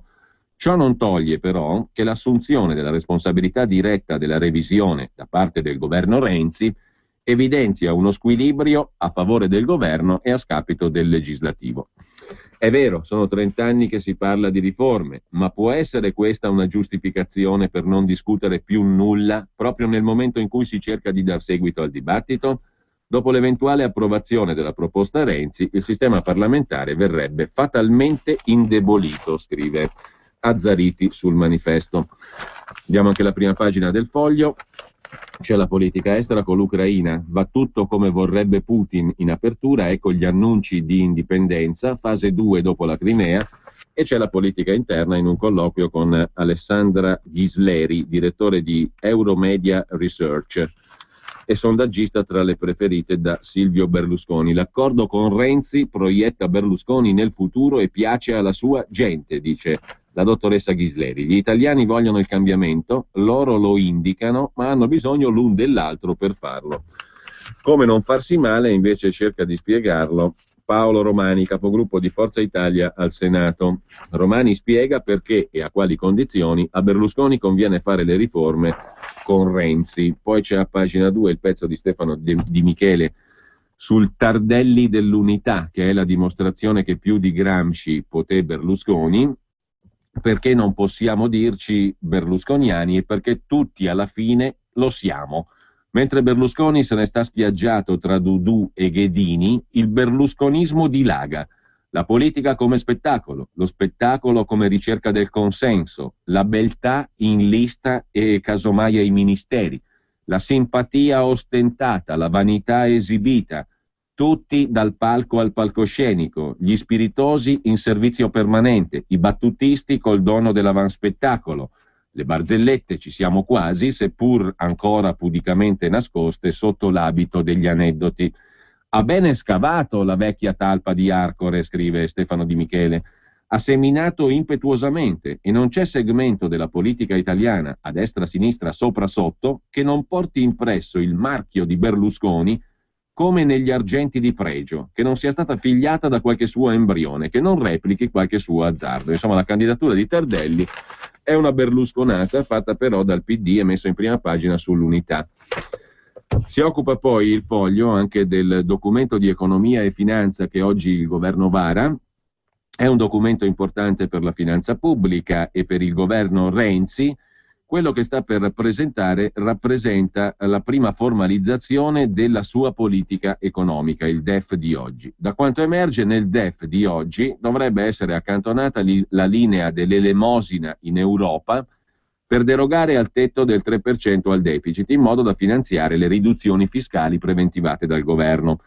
Posticipando alcuni sgravi fiscali ambiziosi, si manterrà alta la pressione per la revisione della spesa. DEF giustamente prudente, poi i tagli delle tasse e le trattative con l'Unione Europea.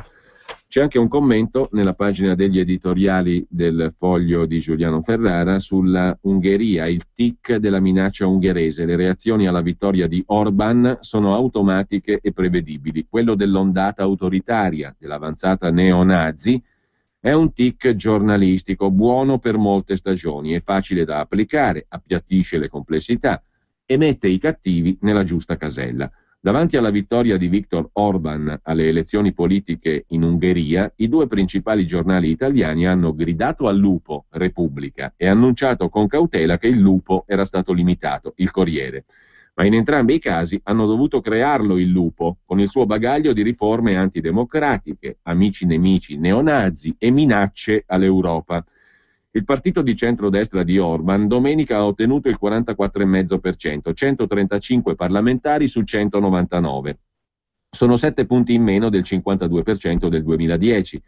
È la maggioranza assoluta dei seggi, non quei 2/3 utili per modificare la Costituzione, ma è un calo fisiologico dopo 4 anni di governo. I 5 partiti della coalizione di centro-sinistra hanno ottenuto il 26%. Ma in Parlamento la coalizione si frammenterà tra le sue litigiose componenti, lasciando come seconda forza il partito di estrema destra Jobbik, che ha ottenuto il 20,5%. Così Orban resta da solo a dominare su Budapest e i giornali italiani a gridare al lupo. Poco importa se erano 10 anni che l'economia non andava così bene e se perfino la sempre preoccupata Europa, dentro cui Orban vuole restare, dopo tante minacce, all'Ungheria non ha mai comminato una sanzione. Alle europee i cittadini riempiranno con tutta probabilità l'Europarlamento di lupi alla Orban. Forse è meglio smetterla di gridare indistintamente e farsi passare la paura, conclude il Foglio. Foglio che poi ha un inserto a cura di Roberto Volpi dedicato ai numeri. Vivere o sopravvivere? Basta con il politicamente corretto. Cosa dicono davvero i numeri, i dati dell'Istat sulla mortalità infantile? E lasciamo il Foglio per dare un occhio anche ad Avvenire, il quotidiano della Conferenza Episcopale Italiana, che si occupa, tra le altre cose, del progetto dell'Unione Europea per i Rom: lavoro, casa, sanità e scuola, l'integrazione in 4 mosse. Guardare al domani con speranza è il tema della giornata internazionale dei Rom, che si celebra oggi. Non solo pregiudizi e problemi di convivenza, ma per affrontare l'emergenza nomadi, l'Unione Europea indica gli assi di un piano di inclusione: alloggio, lavoro, sanità e scuola. Il 75% in Italia ha meno di 15 anni. L'impegno di Caritas e Sant'Egidio. Poi c'è la questione della legge 40, 10 motivi per lasciare fermo il no alla fecondazione eterologa. Oggi la Corte decide, fecondazione eterologa, cioè col seme proveniente da terza persona rispetto alla coppia, dai presidenti di Movimento per la Vita, Forum delle Associazioni Familiari e Scienza e Vita, una documentata memoria alla Corte Costituzionale, chiamata oggi a pronunciarsi sull'articolo 4 della legge 40 sulla fecondazione assistita, nel quale è previsto il divieto di ottenere figli in provetta da fecondazione eterologa, cioè con gameti di persone diverse dai genitori. E infine un altro martire in Siria, il gesuita olandese Frans van der Lugt, aveva 75 anni, era rimasto in Siria tra la sua gente a Homs, ucciso il gesuita olandese. Da Avvenire passiamo al Sole 24 Ore.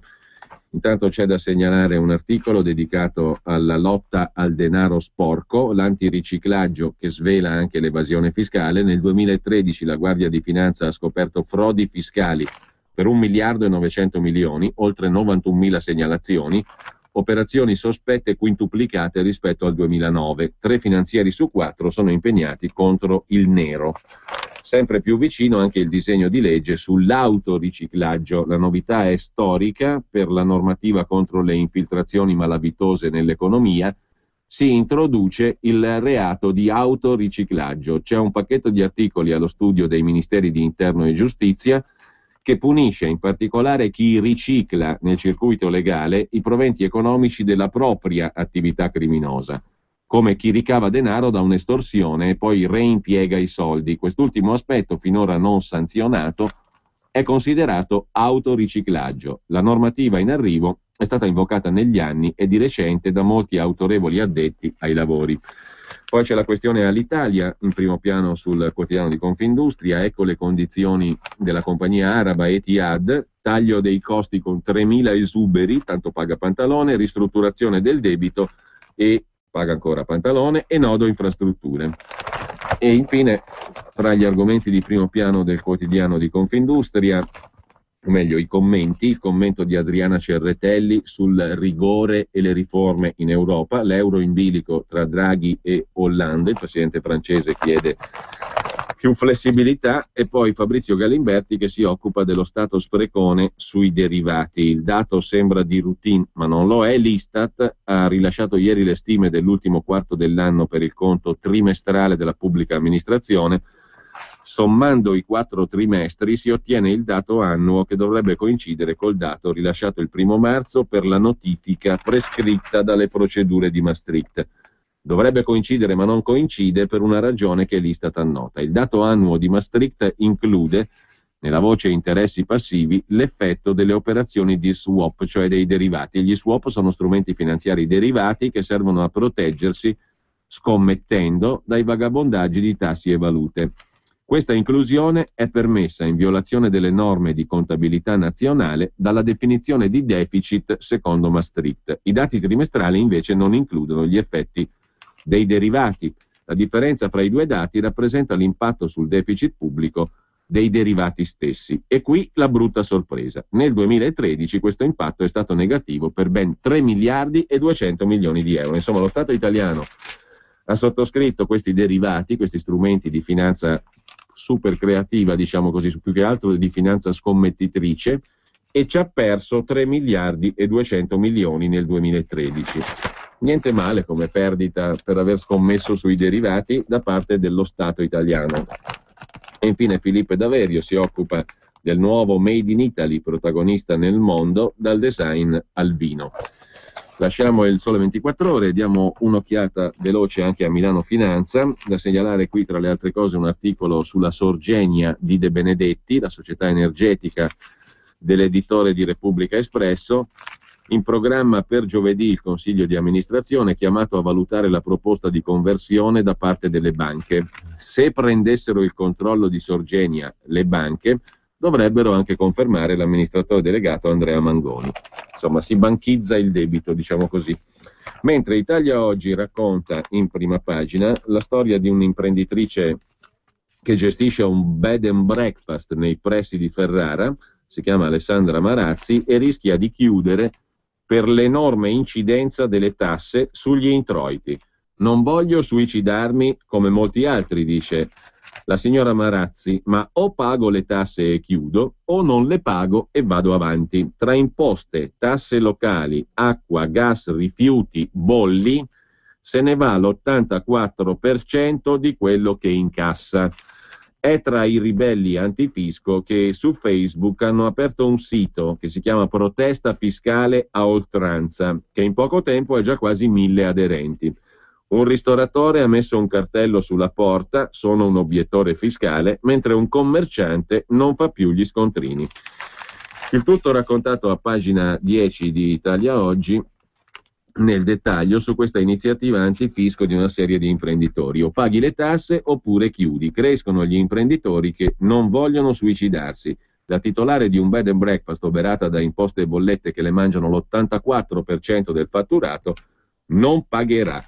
La protesta, appunto, ha dato luogo a un sito Facebook, Protesta Fiscale a Oltranza. Intanto i montiani ora cercano di arruolare Emma Bonino per le prossime europee, scrive Italia Oggi.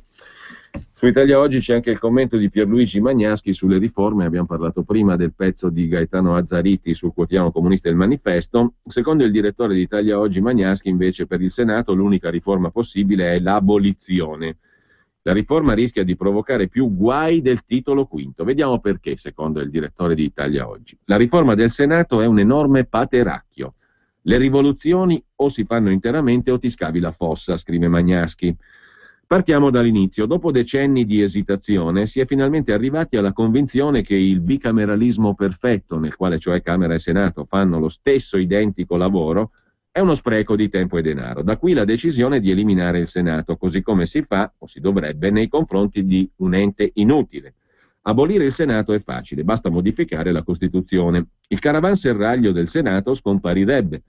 Si libererebbero un sacco di locali pregiatissimi nel centro di Roma che potrebbero essere ceduti a prezzi d'affezione, specialmente a uso alberghiero. L'intera e strapagata burocrazia senatoriale sarebbe o pensionata o dispersa negli enti pubblici dove può essere utilizzata. In ogni caso non si riprodurrebbe nel privilegio. Ma i politici, e soprattutto l'alta burocrazia che vive sulle loro spalle e consente agli eletti di poter far finta di conoscere problemi che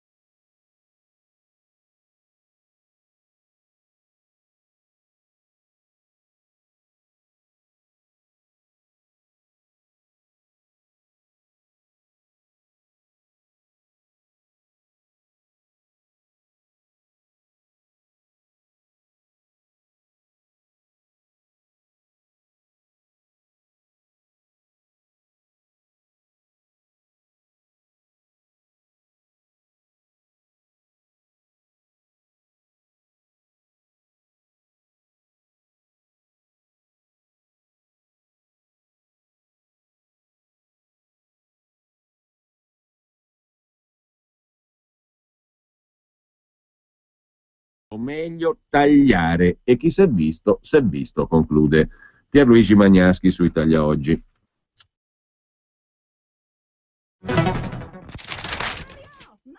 Eccola là, mia moglie. Sono 2 giorni che mi sta addosso perché vuol lavare le tende. Ma non ho mica più 20 anni.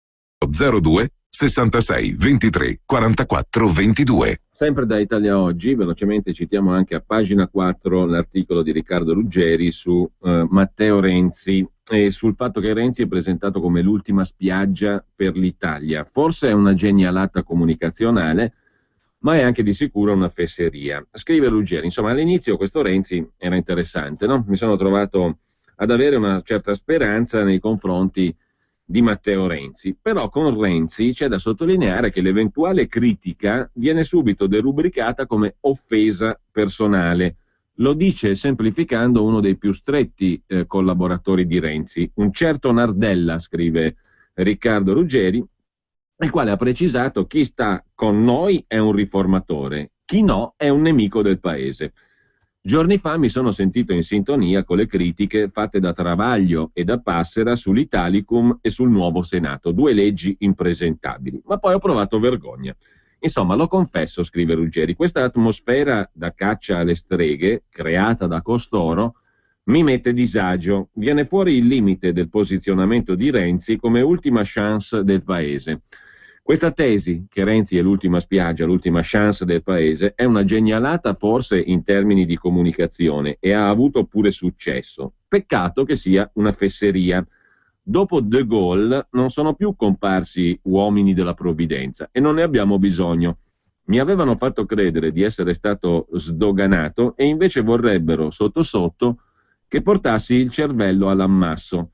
Sognavo per l'Italia un leader che chiedesse a noi cittadini un periodo di lacrime e sangue per ripagare il debito che abbiamo fatto, permettendoci di riconquistare un'agibilità politica come paese. Sognavo una signora Thatcher che demolisse l'impalcatura burocratica del paese e nello stesso tempo avesse una visione futura sul ruolo di un'Italia risanata.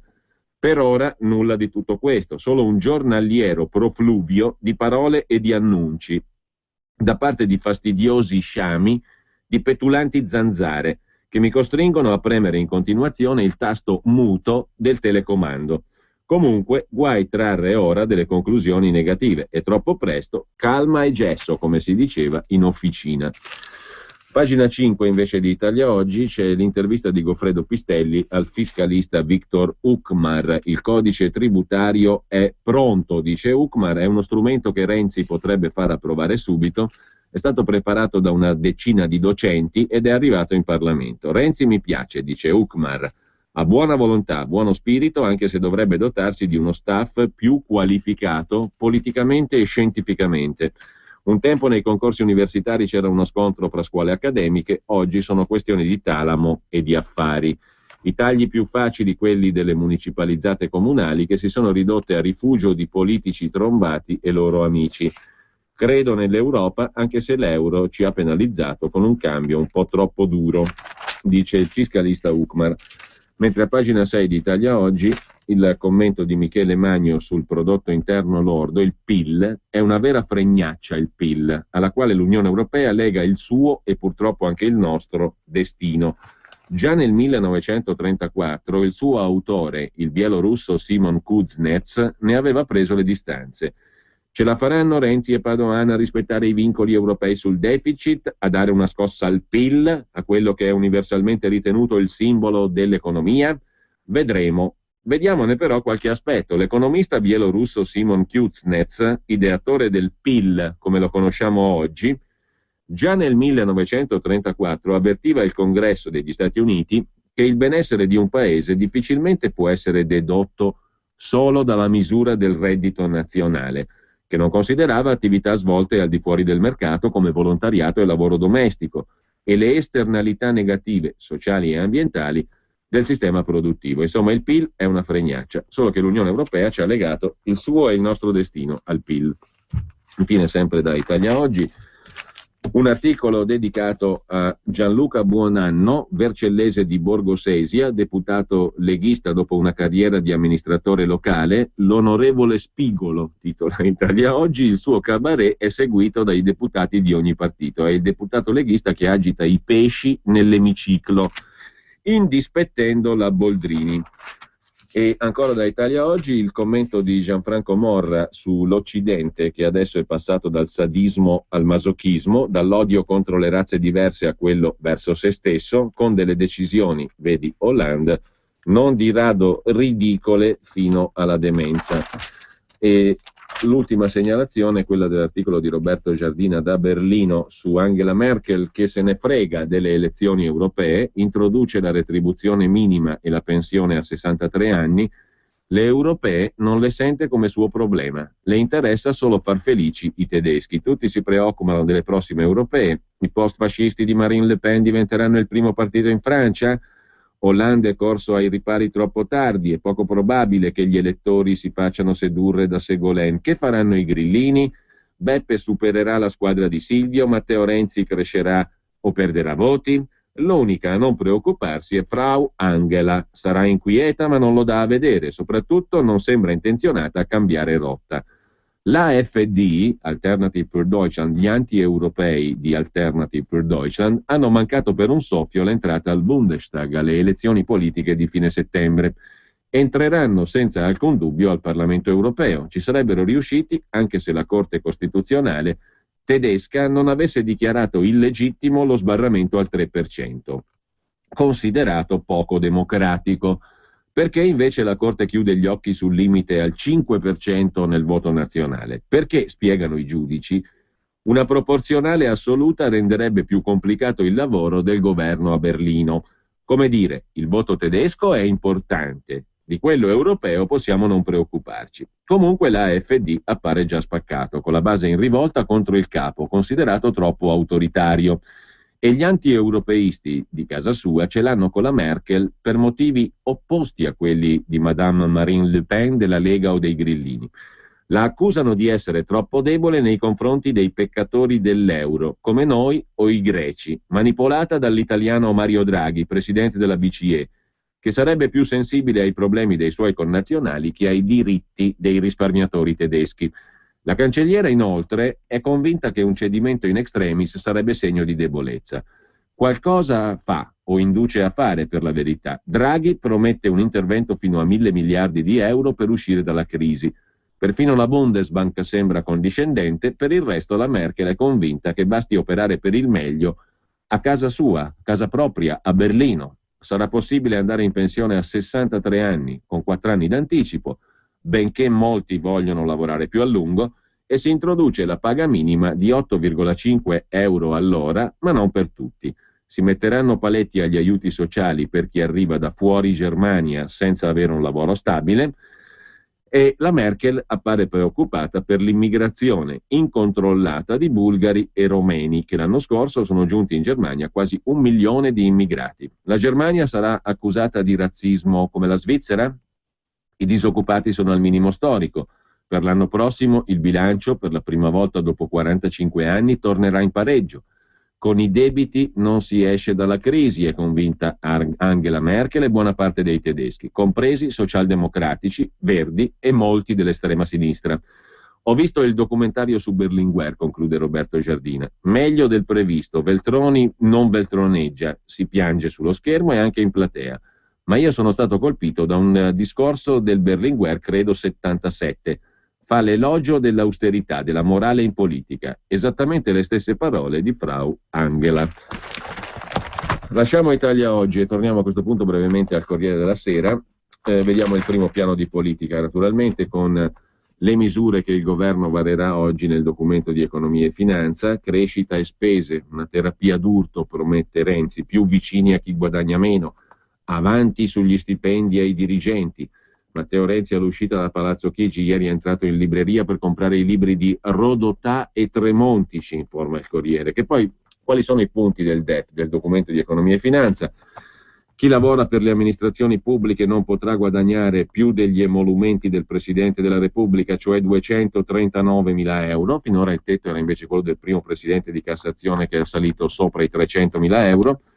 E poi allo studio del governo ci sarebbe il recupero di 700-800 milioni di euro di risparmi di acquisti beni e servizi. L'obiettivo, ha detto il sottosegretario Del Rio, è tagliare la spesa dove non è efficiente, bla bla bla. Poi un'altra sforbiciata da 500 milioni al settore della difesa, per le imprese a rischio gli incentivi, accorpamenti per le camere di commercio, privatizzazioni per il 2014 dovrebbero fruttare 12 miliardi, ma non si capisce cosa si privatizza, si vedrà, e intanto per la sanità c'è l'opposizione delle regioni. Vendute 25 auto blu, incassati 246 mila euro. Dal 1 luglio le rendite finanziarie saranno tassate al 26%, risparmi fino a 5-6 miliardi, insomma, vedremo domani quello che c'è dentro, perché oggi è tutto un bla bla bla. E intanto l'ex ministro dell'economia Fabrizio Saccomanni ha ricevuto una lettera dall'antitrust che gli ricorda il divieto di ricoprire incarichi in conflitto di interessi con il precedente incarico, perché in poco più di un mese da disoccupato, fra virgolette, Saccomanni ha ricevuto le offerte di alcune banche d'affari. Del resto, a 71 anni, scrive il Corriere, Saccomanni già riceve la pensione di Banca Italia, di cui è stato direttore generale prima della discesa in politica. C'è poi Mario Gerevini che racconta di un ente inutile che non è stato ancora soppresso, o meglio è in liquidazione da 35 anni ma prorogato. È la storia semiseria dell'EIPLI, la prima legge per l'abolizione delle strutture considerate inutili risale al 1956.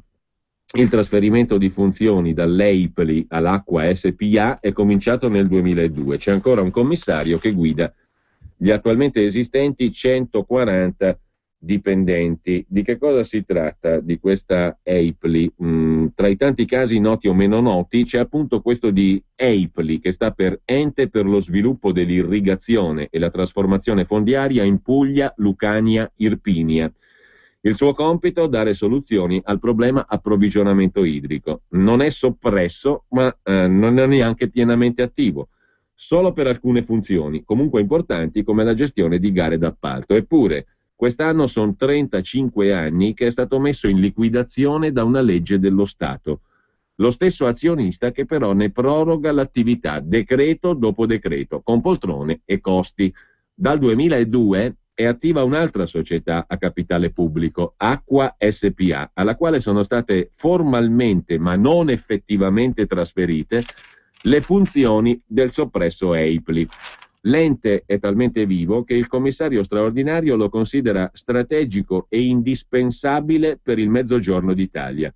Il commissario Saverio Riccardi, 30.000 euro di compenso, 15.000 i subcommissari, rappresenta il governo. Si deve concludere, osserva Mario Gerevini, che EIPLI è un caso complicato di ente considerato inutile e nel contempo indispensabile, seppure in fase di soppressione da 17 anni, con commissari in carica e 140 dipendenti. Uno di questi, come ha scritto 15 giorni fa il quotidiano della Basilicata, intitolando l'articolo EIPLI un altro stipendio d'oro, il geometra Gaetano Di Noia, 39 anni, ha ricevuto dal commissario liquidatore una promozione sul campo. Responsabile ufficio di gabinetto con stipendio quintuplicato, circa 100.000 euro rispetto all'inquadramento iniziale. Una specie di super segretario del commissario. E intanto l'EIPLI, l'ente che dovrebbe risolvere il problema dell'approvvigionamento idrico di Puglia, Lucania e Irpinia, irrigazione e trasformazione fondiaria, è ancora vivo, nonostante da 35 anni sia messo in liquidazione. Poi c'è Draghi, i conti si risanano coi tagli di spesa, ha detto il presidente della BCE. Secondo l'Istat più risparmi ma cala il potere d'acquisto. Poi ancora dal primo piano del Corriere della Sera, Cicche incuria vecchi arredi, la vetrina offuscata di Palazzo Chigi nell'articolo di Lorenzo Salvia sulla casa del governo, la nuova sede di Renzi, un professore di italiano che fa da guida, i ragazzini che fissano il finestrone che hanno visto in TV, insomma il giro turistico a Palazzo Chigi, descritto nel dettaglio per com'è e anche nel degrado. Un passaggio chiuso con una rete di plastica, tra i sanpietrini molti resti di sigarette, bottiglie, rifiuti abbandonati intorno a Palazzo Chigi, la decadenza del palazzo della Presidenza del Consiglio. Poi c'è la questione delle riforme, Forza Italia, Renzi, i rapporti fra i due partiti e via dicendo, i pontieri al lavoro, lo spettro delle urne. Berlusconi premier, una telefonata per rilanciare il patto fra i due, la relazione dei servizi sociali su Berlusconi, ecco le opzioni per il leader, le strutture in cui potrebbe prestare la sua opera E poi c'è il collegio del Tribunale di Sorveglianza che deciderà su Berlusconi, composto da 2 togati e 2 esperti esterni. C'è anche il giudice Crosti, giudice dei casi Tartaglia e Corona. La giudice, anzi Beatrice Crosti, ex PM a Siracusa, poi giudice di famiglia, da anni magistrato del Tribunale di Sorveglianza, si è occupata del caso di Fabrizio Corona, dell'imprenditore assassino Ruggero Jucker e anche di Massimo Tartaglia. Vi ricorderete, colui che aggredì a Milano Silvio Berlusconi colpendolo al volto con una statuetta del Duomo. La giudice Crosti comporrà il collegio che deciderà su Berlusconi insieme al presidente Pasquale Nobile De Santis e a 2 esperti, giudici onorari scelti tra psicologi, psichiatri e criminologi. L'organo sarà presieduto da Pasquale De Santis, campano, Pasquale Nobile De Santis, campano, 68 anni, a lungo presidente di sezione nel Tribunale Penale. E infine, sempre dal Corriere della Sera, di oggi, c'è l'articolo di Paolo Rastelli che, sulla scorta della proclamazione della Repubblica di Donetsk, ricorda quando Donetsk era Stalino, la battaglia degli italiani, la regione che chiede l'indipendenza fu teatro del valore dei nostri soldati. Il corpo di spedizione italiano in Russia, poi Armir, il Ksir e poi l'Armir, appunto, furono le formazioni schierate dall'Italia sul fronte russo tra il 41 e il 43. 230.000 uomini. L'Armir partecipò all'avanzata nell'Ucraina orientale. Dopo mesi di duri scontri, senza l'equipaggiamento adatto all'inverno russo, gli italiani furono costretti a ritirarsi nella confusione più grande, senza il minimo aiuto degli alleati tedeschi. Morirono 74.800 soldati italiani. Oggi Donetsk è stata scelta per dare il nome alla neoproclamata Repubblica Popolare Filorussa. Nel 1941 si chiamava Stalino e fu una delle città dell'Unione Sovietica conquistate dai soldati italiani del corpo di spedizione in Russia inviato da Mussolini. Sempre poi dal Corriere della Sera c'è il Papa che salva lo IOR e cerca di cambiarlo. Quanto sia cambiato poi, secondo alcuni, è tutto da definire, c'è molto poco di cambiare. Comunque, insomma, cambiamenti forse più di maquillage che di sostanza. Per la Banca del Vaticano fornirà servizi finanziari, sarà parte delle nuove strutture della Santa Sede. Per quanto riguarda l'antiriciclaggio, il documento papale parla di adeguamento sostenibile. Cosa significa nei rapporti con le banche italiane, si domanda il Corriere della Sera, e via dicendo. E poi il Corriere si occupa anche dell'inchiesta di Report di Milena Gabanelli su Flavio Tosi e la guerra dei filmati nascosti, in onda ieri dopo le polemiche con il sindaco di Verona. Il 21 febbraio scorso Flavio Tosi, sindaco di Verona, durante una conferenza stampa accusò il giornalista di Report, Sigfrido Ranucci, che lavora a un'inchiesta su di lui, di volerlo screditare tramite false prove. Il sindaco mostrò il filmato di un incontro che proverebbe che Ranucci, il giornalista, ha tentato di comprare con soldi pubblici un video compromettente per Tosi. Lo stesso incontro è stato filmato però anche da Ranucci. Intanto ieri Report si è occupato di caffè all'acqua sporca, miscele di caffè di bassa qualità nei bar italiani, il rinnovo di oltre 350 poltrone e dei consigli di amministrazione delle più grandi società partecipate dallo Stato come Eni, Enel, Poste Italiane, Terna e Finmeccanica, ma soprattutto, scrive il Corriere della Sera, l'inchiesta sull'amministrazione Tosi a Verona, sulla sua fondazione Ricostruiamo il Paese e sulla presunta esistenza di un video hard che conterrebbe immagini imbarazzanti per il sindaco di Verona e che potrebbe essere usato per ricattarlo. Sono questi i temi di cui si è occupata ieri a Report su Rai 3 Milena Gabanelli. L'inchiesta di Sigfrido Ranucci sul sindaco di Verona, che fa discutere da molto prima di andare in onda, è destinata a suscitare nuovi clamori adesso che è stata trasmessa. La Gabanelli e il suo coautore hanno raccontato il punto di vista della redazione, dopo che il 21 febbraio Tosi, in conferenza stampa, aveva accusato il giornalista di voler costruire prove false nei suoi confronti, producendo audio e video nei quali il giornalista di Report, Ranucci, si dice disposto a pagare per entrare in possesso del filmino compromettente. In 17 anni non abbiamo mai pagato nessuno, non lo avremmo fatto neanche stavolta, ha detto la Gabanelli ieri sera.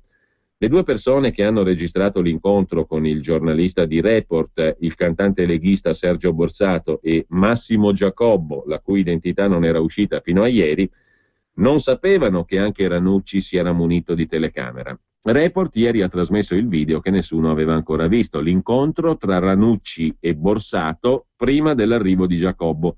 Borsato parla molto, di tangenti anche a Finmeccanica, forse per rendere più credibile la trappola che ha preparato per Ranucci, e tira in ballo la moglie di Flavio Tosi, Stefania Villanova, dirigente della sanità in Regione Veneto, e dice al giornalista che per ottenere il video in possesso di Giacobbo bisogna pagare. C'è poi la figura di Giacobbo, scrive il Corriere. Tosi nella conferenza stampa non lo ha nominato. Che mestiere fa Giacobbo? Il giornalista di Report ne aveva sentito parlare quando stava raccogliendo materiale per l'inchiesta sull'amministrazione Tosi. Un imprenditore definisce Giacobbo un faccendiere che garantisce appalti e vanta grandi appoggi politici, compreso quello del sindaco. L'inchiesta di Report è proseguita con la testimonianza di un ex dirigente provinciale della Lega che assicura di aver visto fotogrammi di un video hard che metterebbe in imbarazzo Tosi, e continua con l'intervista fatta qualche tempo fa a Marco Giorlo, assessore allo sport di Verona, che si è dimesso 5 giorni fa. Perché le dimissioni? Solo fango su di me, ha detto Giorlo, ma prima dell'intervista Report ha mostrato il video di una cena organizzata a Crotone per sponsorizzare la fondazione del sindaco. Alla tavolata anche Raffaele Vrenna, imprenditore leader nel campo smaltimento rifiuti, definito dal capo della direzione distrettuale antimafia di Catanzaro, Vincenzo Lombardo, un imprenditore borderline. Vrenna è stato condannato in primo grado per concorso esterno alla mafia, poi nel 2010 è stato assolto. Report ha anche raccontato dell'appoggio a Tosi della famiglia di costruttori Giardino, di origine crotonese. I Giardino, ha raccontato un imprenditore, sono stati presenti alle cene organizzate per la campagna elettorale di Tosi e del suo assessore di origine calabrese, Marco Giorlo. Così il Corriere della Sera. Infine, sempre dal Corriere della Sera, l'orrenda storia dell'ambasciatore che ha cercato di giustificarsi per i suoi comportamenti pedofili, caramelle, ragazzi, regali e carezze, così l'ambasciatore ha abusato dei 3 bambini e il Ministero degli Esteri ha sospeso Daniele Bosio, 46 anni, in carriera da 19. Foto sospette nel telefono. Domenica viene data la notizia dell'arresto vicino a Manila, nelle Filippine, dell'ambasciatore italiano. Daniele Bosio era ambasciatore italiano in Turkmenistan. Ieri è stato sospeso dall'incarico dal Ministero degli Esteri. Per vacanza, lui che era in Turkmenistan andava alle Filippine, non a casa sua naturalmente. E poi ha cercato di giustificarsi in maniera oscena. Poi c'è un'altra vicenda, l'inchiesta sugli aeroporti del Lazio, raccontata da Giovanni Bianconi, il tariffario degli appalti gonfiati, ogni 86 euro spesi, ne incasso 450, dice un intercettato. Tra le persone arrestate anche Sergio Legnante, funzionario dell'Ente Nazionale per l'Aviazione Civile, l'ENAC, ed ex direttore dello scalo di Ciampino. Arrestati un imprenditore e 2 funzionari dell'ENAV. Tu inventa, vai in giro col camion e dove vedi asfalto nuovo digli che lo hai fatto tu, i consigli del geometra. L'imbroglio dimostrato da documenti e parole, secondo gli inquirenti. Parole come quelle pronunciate da un geometra finito agli arresti, collaboratore dell'imprenditore mantovano, promotore e capo dell'associazione per delinquere finalizzata a corruzione e altri reati. In una conversazione il geometra parla al telefono con un amico imprenditore di alcuni lavori nell'aeroporto romano dell'Urbe. Stiamo a fa dei piazzali, delle strade, però l'ha dato ad altri a prezzi assurdi proprio. Ti dico solo 2 numeri, 900.000, 62. Preso a 900, venduto a 62. Poi chiarisce, a noi ci danno 900.000 e io lo faccio fa a un altro per 62. Lui guadagna il 91%. Il discorso è chiaro per gli inquirenti. Risulta che per alcuni lavori di viabilità interna l'Ente Nazionale per l'Aviazione Civile ha versato alla MGM di Mantovano, dell'imprenditore Massimiliano Mantovano, 886.000 euro, a fronte di una spesa in subappalto di solo 80.000 euro. Infine, sempre Dal Corriere della Sera, calciatori anonimi confessano, partite truccate, un problema. Per 1 su 2 è un rischio, il 20% è sicuro delle irregolarità. L'associazione Transparency ha interpellato i giocatori di Serie B che hanno rivelato questo bel dato. Sempre poi dal Corriere della Sera, sarà Goldstein a gestire 4.300 miliardi del fondo BlackRock. Per chi non lo conoscesse, il fondo è il primo azionista niente meno che di Banca Intesa San Paolo e di Unicredit. Goldstein è il nuovo manager che gestirà il capitale investito in Italia, un patrimonio di 4.300 dollari. 4.300 miliardi di dollari, quello è il patrimonio complessivo del fondo BlackRock, che è il primo azionista appunto di Banca Intesa San Paolo e di Unicredit. Con ciò ci salutiamo. Ultima notizia ma importante, Electrolux ritira i licenziamenti, il governo garantisce la solidarietà, investimenti per 150 milioni sulle 4 fabbriche italiane, Solaro, Porcia, Susegana e Forlì. Susegana si salva, la produzione in Ungheria tornerà in Italia, il gruppo svedese sospende anche il taglio dei salari. Con questa notizia sostanzialmente positiva noi ci salutiamo. Buona mattina a tutti da Giulio Cainarca. Allora, questa è l'auto